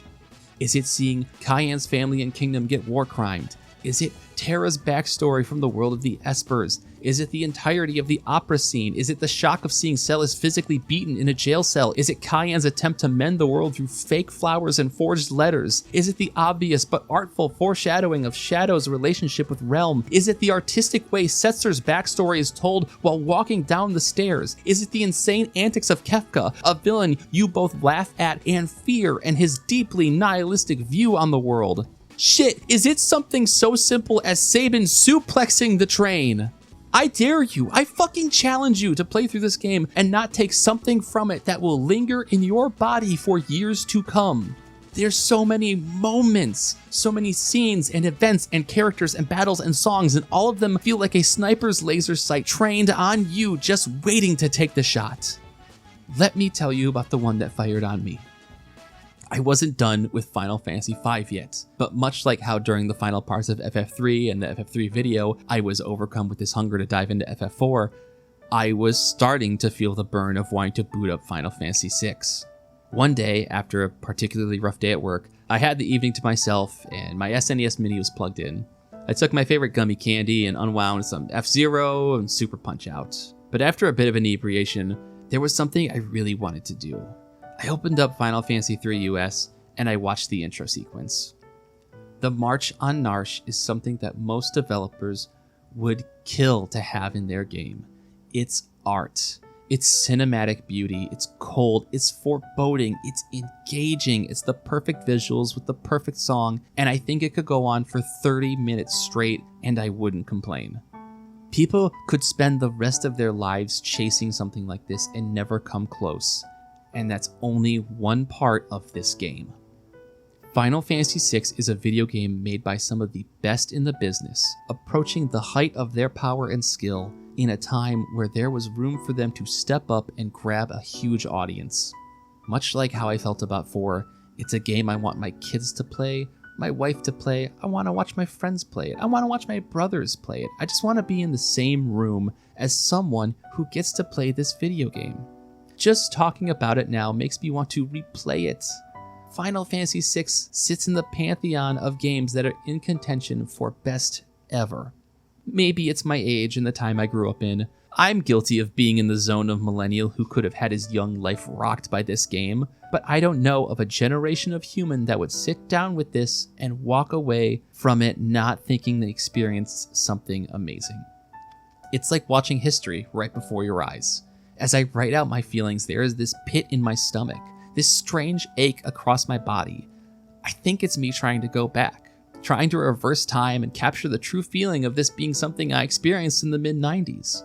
It happened to me, and somewhere deep in the forgotten recesses of my brain, it still lives there. Trying to set myself in that time frame with the knowledge of decades after FF6's impact feels like it is tearing apart my consciousness in an attempt to restitch the two back together. We don't get to live in a world where Final Fantasy VII hasn't happened yet. I was barely able to live it myself, but you have to play Final Fantasy VI to understand why it's so beloved. I think that's why I feel so different at the ending of FF6 as opposed to FF4. When I finished FF4, I told you it was melancholic. There was the emptiness of watching something so beautiful end and being left with only the memories in your heart. When I finished FF6, I felt complete. the amount of times I've touched this game, when I was 6, when I was a preteen, when I was in my early 20s, and now here, about to hit my mid-30s, I finally sat down and beat it, and it has me feeling like I just finished something that has been lingering for almost all of my life. I needed, no other word is accurate enough, I needed to see this game through the end because of how the history of it scales back through myself. And now that I've done that, I feel wondrous. There's one last thing I want to mention. In the Smupulations interview for Final Fantasy VI, we get an extended talk with many of the people working on the game who are not household names. Sure, there are answers from Kazuko Shibuya, Tetsuya Takahashi, and Kaori Tanaka, aka Sarai Saga, but there are also answers from people who don't have Wikipedia pages. Field planner Satoru Tsuji, monster graphics designer Hitoshi Sasaki, object graphic designer Kazuhiro Okawa, field graphics designer Tomoe Inizawa, and many more.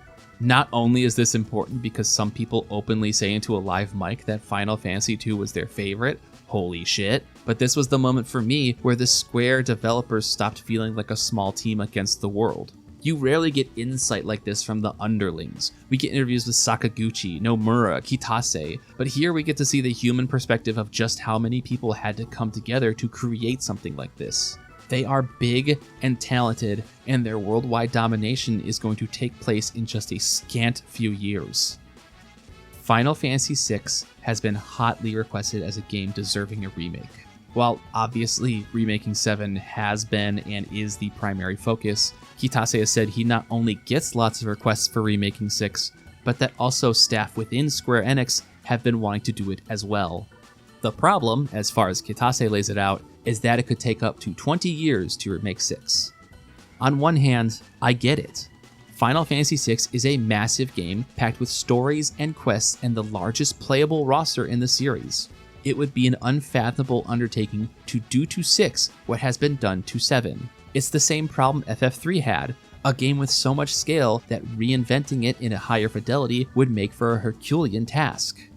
On the other hand, what the fuck are we doing here? If you want me to be spicy, I don't even think 7 needs a remake. It just needs a retranslation. I think that game is beautiful the way it is. But I'm not stupid. I totally understand the desire to take one of the most important games in history and give it the quadruple A treatment. But to do the same for 6 feels sacrilegious. This game is borderline perfect, and much like how 7 just needs a retranslation and quality of life in my eyes, that's all it took to make 6 perfect with the Rose mod I'm playing on. 7 was a shot in the new world of 3D, a time where people were playing rough and tumble with a new era of fledgling graphical capabilities, whereas 6 was a culmination of everything learned during the Sprite era. Remaking 6 and taking it out of that element so I can see every detail of Terra in perfect, likely fucking blonde porcelain glory doesn't appeal to me.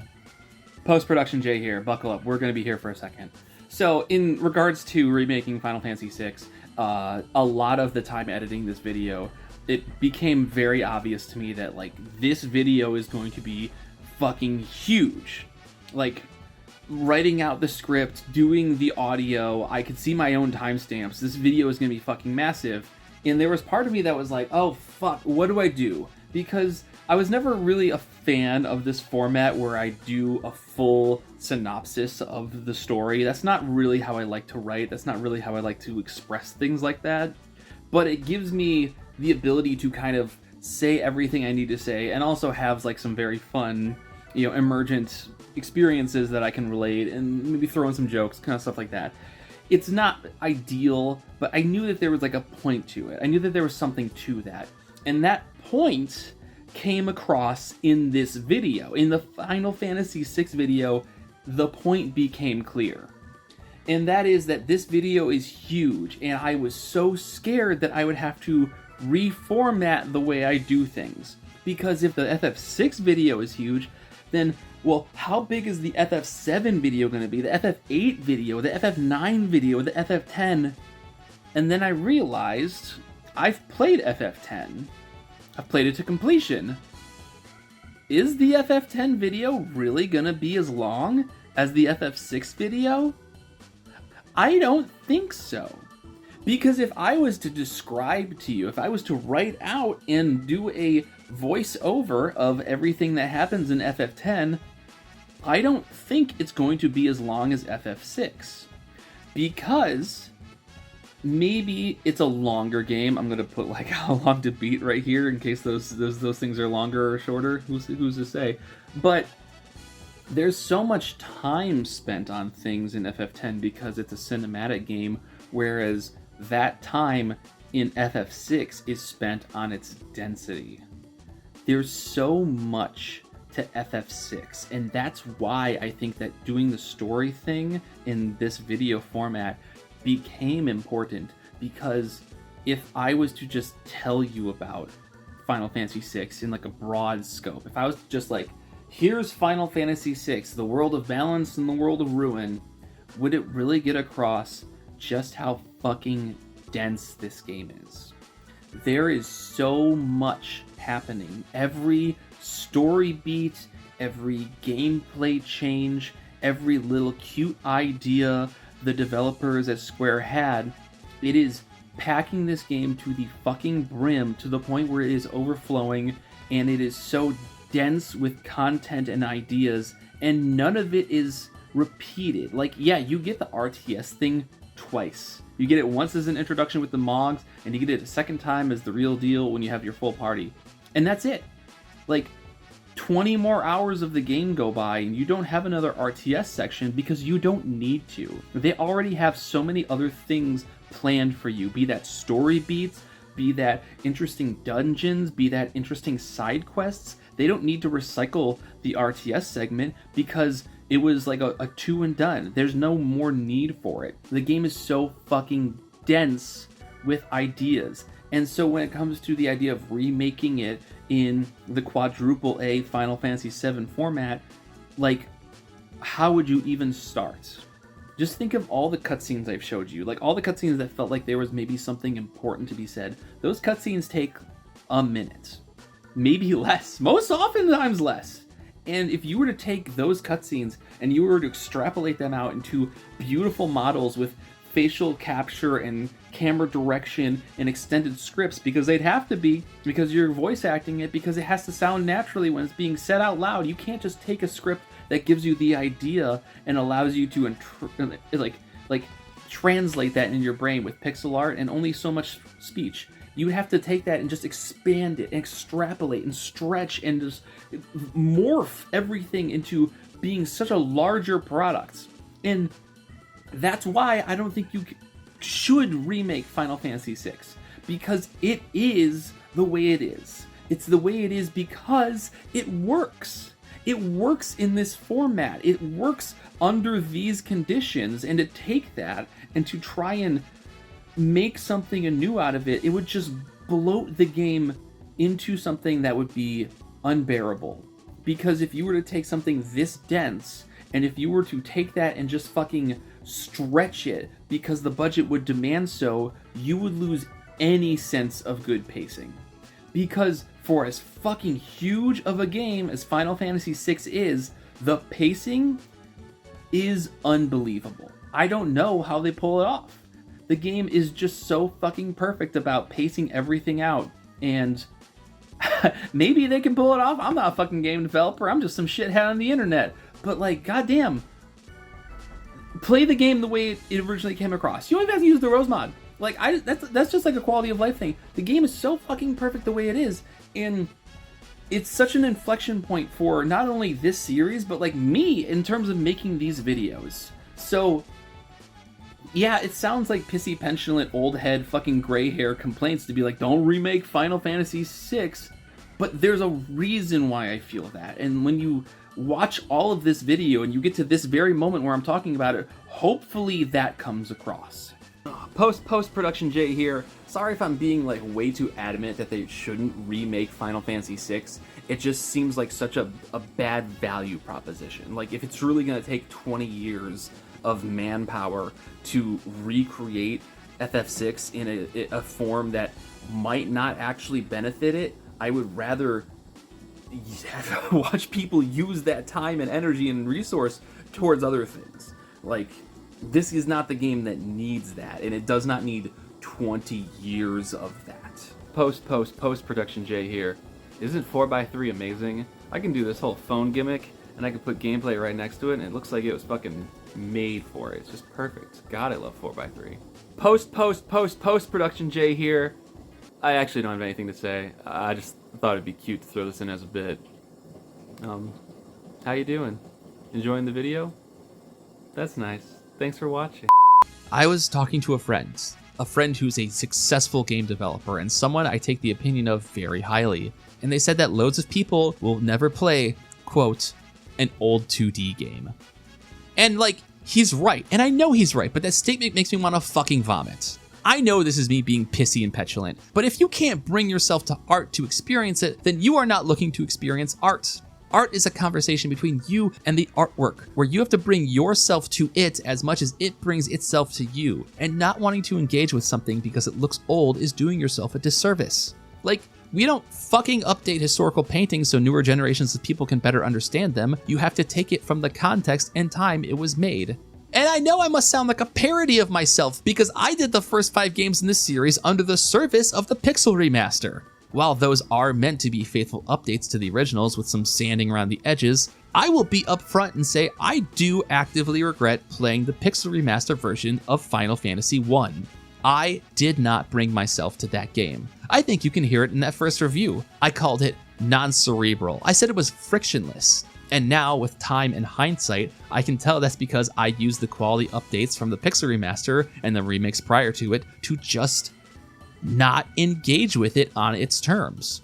When this series is almost done, when I catch up and I play all the Final Fantasies currently out, I plan on going back and actually playing the NES version of FF1 to honestly bring myself halfway and meet that game where it should have been met instead of plowing through it and pushing it aside. I bring up these complaints because I know that I have been guilty of them, and because Final Fantasy VI is so fucking good that I don't want anyone else to make those mistakes either. If Final Fantasy VI is going to be remade, I want to see them get wild with it. Remake it in the style of the FF7 test footage. Remake it in a standard definition 3D way. Just do something strange and fun with it, because I don't think this game gets any better by having shiny graphics, voice acting, and cutscenes. Honestly, I think those things could make it worse. Post-production Jay here. Inverse.com had a very recent interview, less than 2 weeks ago at the time of this recording, August 29th, 2024. Exclusive interview with Hironobu Sakaguchi about a lot of things, but there's a couple really choice clips that stand out in this interview. One of them being that Sakaguchi considers Final Fantasy VI the most, in his words, complete Final Fantasy. And part of that, he says, comes down to the fact that it was the last of the pixel era. And I think that's a very interesting and informative way to think about this game, both in the fact that it was the end of the pixel era, but also I kept using the word dense, and if you want to use a different word to describe this game, I would also say that complete is a very, very good word to describe FF6. Once again, feeding back into, I don't think there's a value proposition in remaking this game. The game is complete the way it is.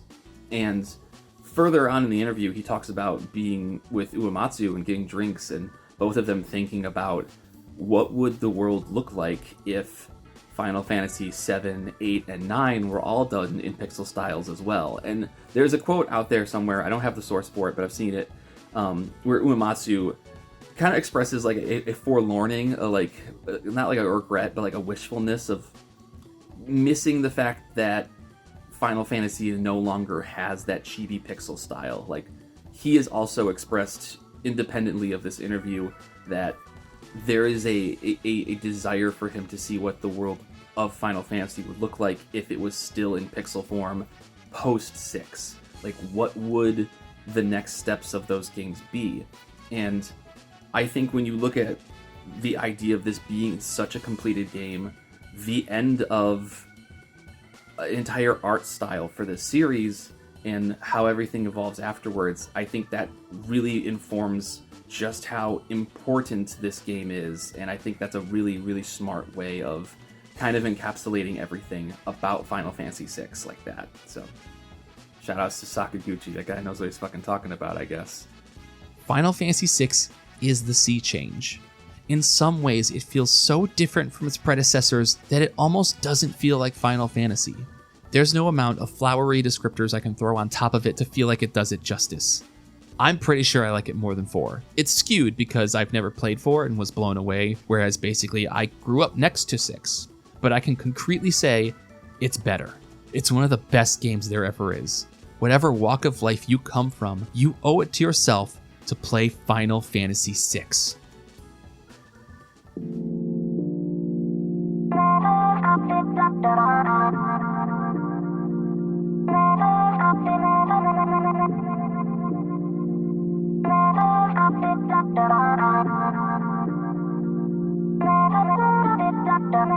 The reception of Final Fantasy VI has become very strange and muddy over the years. Back in my day, it was regarded as one of, if not the, best in the series. That take may have a little bit of hipsterness to combat the amount of love FF7 got, but even then, I never felt like people said that to be snobbish. But this might be the first instance where we have a predominantly Western love surpassing the Japanese one. If you look at Famitsu's Top 100 Games list in 2006, which was user voted in Japan, Final Fantasy VI ranked number 25. That sounds good until you see that it ranks behind 9, 8, 5, 3, 4, 7, and 10. That's low. The only Final Fantasies it ranks above are X2, 2, and 1. That's really low. Also, just look at this list. You have to understand how tight a grip Dragon Quest and Final Fantasy had on this country. Fuck, I mean look at the grip RPGs in general had. Of the top 30, only 5 games are not Japanese role-playing games in some form. This has fluctuated somewhat. A 2017 Famitsu Top 100 poll had it 50, behind 14, 9, 15, 10, 11, and 7. A 2021 TV Asahi Top 100 poll had it number 33, only behind 10 and 7. However, if you compare the 2006 Famitsu poll to a contemporary user-voted 10-year anniversary poll on GameFAQs in 2005, Final Fantasy VI comes in at number 10, losing to exactly FF7. Outside of the 2021 TV Asahi poll, there seems to be enough to suggest that we Burgerland residents see Final Fantasy VI much, much higher than those in its homeland. In fact, Kitase says that when he visits overseas, he is taken aback by the amount of Westerners who ask him to sign their copies of FF6, not FF7 like he would expect. I have a theory, but there's a small pivot I want to make first. I kicked off the series saying I would reference Tim Rogers and Pat from Socks Make People Sexy, and I have with frequency. But to expand my horizons, there are 2 other people I may not reference as often, but I greatly value their take on these games. Leon from RPG Haven and Tom Lazan. Tom is also doing a series exactly like mine, playing every Final Fantasy, but with much more dedication, whereas I play a little fast and loose. During Tom's video about Final Fantasy V, he said something that stopped me in my tracks. An interesting entry in the series, kind of a black sheep to be honest. You know, 5 and 6 are probably the most poorly treated in the entire series. 5 and 6? What? You don't mean 3 and 5? The games we never got in America? I don't know Tom, but what I've gleaned from his channel is that he's roughly 5 years younger than me, give or take. Tom says that, like 5, the only way to play 6 nowadays is the crappy phone ports. Phone ports so dire looking that I don't even think I mentioned them in this video or the 5 one because I don't want to acknowledge them. His video was made pre-Pixel Remaster, so Tom is kinda mostly right. 5 and 6 were released on the GBA, but they were released on the GBA so late in its life that I never even remembered it happening. I don't know, maybe it was a shorter production run or less marketing because it was such a late life product. The video game sales wiki reports FF6 GBA selling less than 65,000 units in America, which feels like a disastrously small amount. FF6 GBA came out after FF3 DS Remake, for God's sake. For someone Tom's assumed age and younger, they might not actually have the best access to Final Fantasy VI and would have better access to Final Fantasy III via the DS Remake. In fact, Final Fantasy brand manager at the time, Shinji Hashimoto, once hinted at FF5 and 6 getting DS remakes before 3DS technology was announced. All of this kind of circles a theory I want to propose. Final Fantasy III US is America's first Final Fantasy, and that's why we hold it so dearly. Of course, it's not really our first, but 1 and 4/2 US didn't exactly have the same footing over here. Post-production Jay here. That's the same kind of rancid, stinky take that I showed at the beginning of the FF4 video. Final Fantasy 1 actually sold phenomenally in America. It outsold, it actually did better numbers in America than it did in Japan. However, yeah, I have always felt as though those numbers are not indicative of the cultural touchstone it could have become the way that it did in Japan, and that is because Nintendo put so much marketing behind getting FF1 into NESs. Apparently, Jeremy Parrish comes to a somewhat similar conclusion. I had a friend tell me that after the FF4 video, so I haven't found his source on that, so this is complete hearsay, but if he's got something even remotely close to it, then I don't feel like I'm spitting that much heat shitting on FF1 like that. When Final Fantasy III US was revving up for its day in America, the conditions were finally right. America had gotten some very important action RPGs like Link to the Past, ActRaiser, Secret of Mana, and Illusion of Gaia. Between the enhanced genre familiarity and a significantly larger marketing push, I think we were finally ready to accept the JRPG as a mainstream genre. And I think history shows that we were, because the SNES is still remembered stateside for its JRPG hotbed of classics, many of which came out after Final Fantasy III. In 2019, Tim Rogers did what I can only describe as a viciously personal write-up disguised as a review about Final Fantasy VI. Within this retelling of Tim's 1994 life experience, he brings up a blurb about Final Fantasy III written by Jeff Lucky Lundgren for the October 1994 issue of Game Players. A blurb he would track down and cut out for his 2019 article about Final Fantasy VI on Kotaku. Deep inside me, there was a huge, empty hole. For years, I tried to fill it with alcohol, dangerous sports, faster and faster cars, loud music, and countless women. Nothing could help me, until Final Fantasy III. Sell the house, sell the kids, play the game. It's important to understand that the zeitgeist of game writing in the 90s and 2000s dealt heavily with comedic hyperbole. Do you think the angry video game nerd sprung up out of the ether on his own? Fuck no! But even then, this blurb reads to me as something so different. It's not a kick-flipping zinger of a pull quote that ends in 7 exclamation marks. It's an admittance, possibly through exaggeration, of something completely different. This isn't an introspective statement to get across that Final Fantasy III US has the best graphics, or the best gameplay, or the best music, or the best feeling control, or the best value for your money. It's an introspective statement to get across that Final Fantasy III US touched someone. It's hard to imagine a world where Final Fantasy VII doesn't exist yet, but there were a handful of years that I was very young but did live through, where Final Fantasy VI was the darling. America loved Final Fantasy VI so much that it helped keep that game in high regard throughout the rest of Final Fantasy's golden era, and for some people, throughout time into today. Maybe to Japan, Final Fantasy VI is just another banger in the long list of bangers the series cranked out. Maybe it's even the black sheep because it's the first game to make a huge step away from series conventions. I mean, Japan also didn't get the cool-ass Kefka Ted Woolsey gave us, so that's gotta hurt it too. But to America, I think this game is seen as something special. It was such a watershed moment for us, and the true emergence point of our fascination over the JRPG genre. Dragon Quest tried and couldn't secure a hold, but Final Fantasy said 3rd time's the charm. I mentioned how Pat from Socks Makes People Sexy sees 6 and 7 as the liminal age between old school and new school Final Fantasy, and after playing the game and comparing it against the first 5 games, Final Fantasy VI feels completely and utterly different. But it also feels different from the more narrative and cinematic focused games that would come out of the series in the future. This is a new world for this series, and FF6 is the start of their evolutionary 1-2 punch.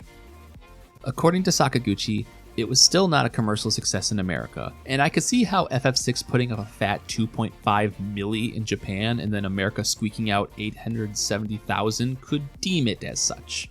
But FF3 US was a critical smash hit, and that's what Square really needed more than anything else. America was finally ready. The engine was primed, a slight choke applied to kickstart the ignition, and soon that motherfucker was about to roar. With the last Final Fantasy on the SNES behind us, we look ahead to the future. Sure, Final Fantasy VI was a masterpiece, but what's next? Oh my fucking god, it breaks the mold of what we know as a masterpiece. We are talking about a game that has touched the hearts of millions. A game that is so widely beloved and critically acclaimed that it is still held by many as the greatest JRPG ever. Think about that. How many decades we are removed from this era and something from the mid-90s is deemed, nostalgia or no, as the standard of excellence for an entire genre. This is the fucking Bret Hart of video games. The best there is, the best there was, and the best there ever will be. So much this series has been leading up to this moment, for me to sit down and play through something that has been around since some of my earliest memories. Next episode, we explore one of the most famous JRPGs ever made, a game that will etch itself in history so deeply that no amount of erosion will ever blur its name. A game that could only be made by the perfect alignment of the stars because the story of its origin feels almost too surreal to be true.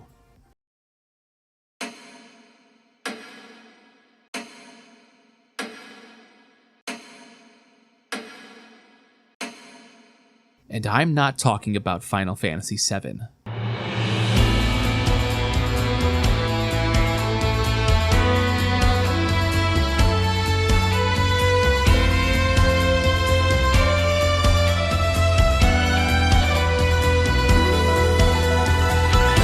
Wow, that was a doozy of a video, wasn't it? Anyways, thanks for making it all the way to the end.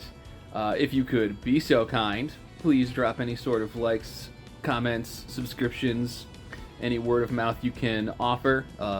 I make, as I said previously, disastrously unalgorithmic content on this platform, and pretty much the only way I get any attention is through word of mouth, unless, I don't know, the lottery decides to bless me one day. Yeah, this was a huge video, wasn't it? You might actually notice down there that the bar says it's not done yet.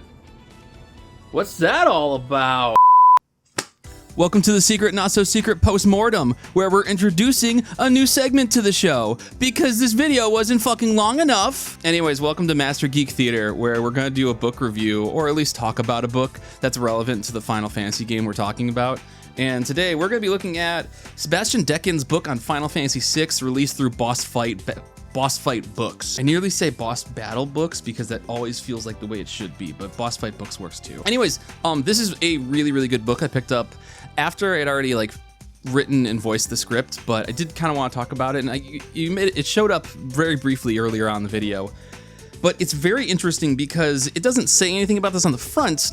You have to read the back. This is a book more about the music of Final Fantasy and how you can view the lens of Final Fantasy, or you can view Final Fantasy VI through the lens of its music. Sebastian Decken is a writer, but also a trained musician. He went to school for this shit. So unlike me, who was cosplaying as a music critic for 5 years on, college articles and freelancing unpaid for websites, this guy actually goes in and puts the sheet music for Uematsu's compositions in here because he knows what he's talking about. And really, when it comes down to what he's talking about, so much of this book is taking and pairing off songs and how they relate to characters. How do you feel about Terra when you constantly hear Terra's theme associated with that character?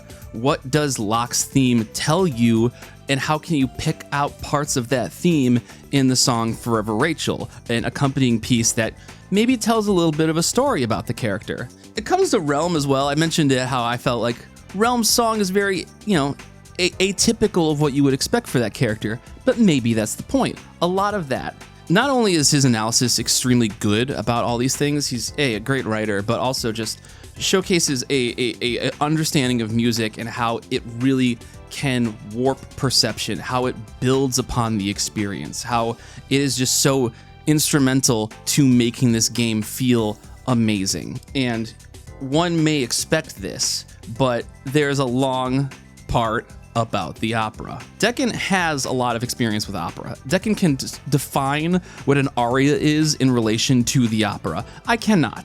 Decken can. In all these words and all this ink spilled about the opera, there's actually something that Pat from Socks Make People Sexy brought up that I think really relates to just how important the opera scene is.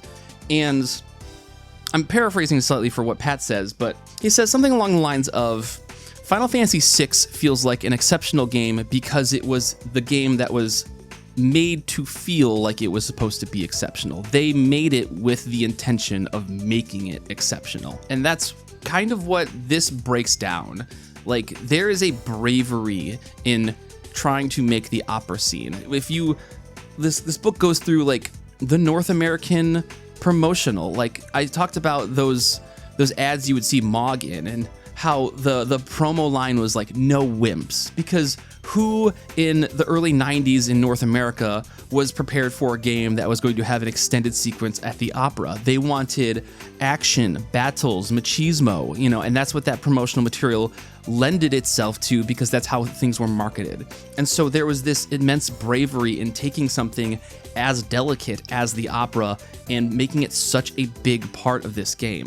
Something with so much effort and care and just intention behind it. No part of the opera is a throwaway. This is something that the game was building up to, and it's one of the most important set pieces in a game filled with important set pieces.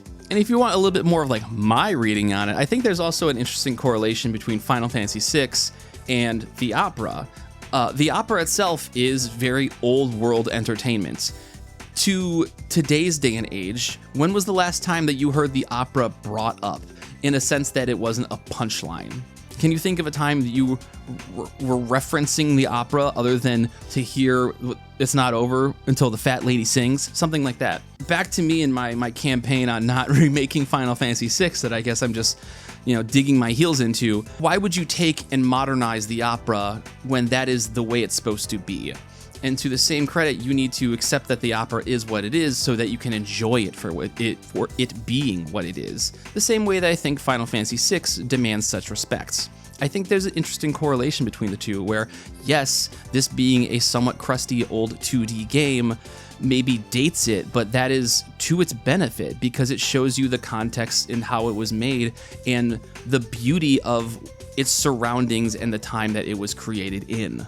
But maybe what is most interesting about this book, after endless pages of gushing about how beautifully crafted this soundtrack is, how purposeful it comes off as, how Uematsu just must be, for someone who was a self-taught composer, for someone who was doing this as a part-time job, to then become a composer that was a trailblazer, following in the footsteps of Sugiyama the way that Dragon Quest is, something that's brought up in the book. Sugiyama, the composer for Dragon Quest, was someone who did concert suites for his Dragon Quest music, and then after that, there was an influence that allowed Uematsu to do that. But unlike Sugiyama, who had the hindrance of Dragon Quest never taking off in America, Uematsu was the first composer to ever really have his music done in a concert hall as under a Philharmonic symphony.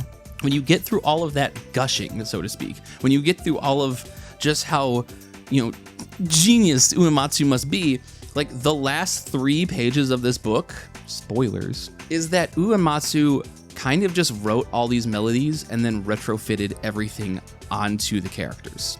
He didn't sit down and go through the script and go through the pre-production materials and craft narratives musically about these characters. He wrote melodies and he crafted the songs, and then he kind of took them and slotted them onto people.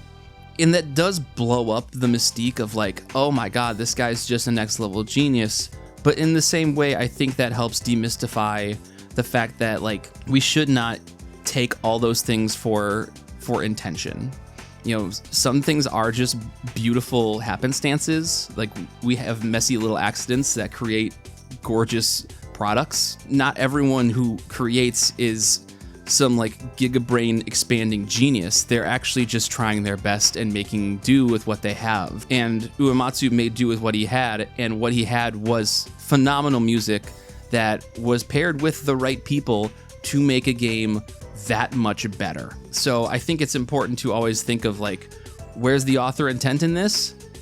Doesn't matter all the time, because what happens in the last 3 pages of this book does not erase what Decken comes to in terms of conclusions about how the music makes these characters better and makes this story better and makes this game better. All of those things are still true. It's just that we have to remove the intention on the author's part from it. And I think that's something worth discussing, and I think that's something worth keeping in mind to keep us from always delving into like auteur theory and just thinking that the people who do these things are just next level humans. They're new types. Far from it. You know, they're doing their best as well. Anyways, this book is amazing. I think you should read it. And this video can be done now. Go the fuck home.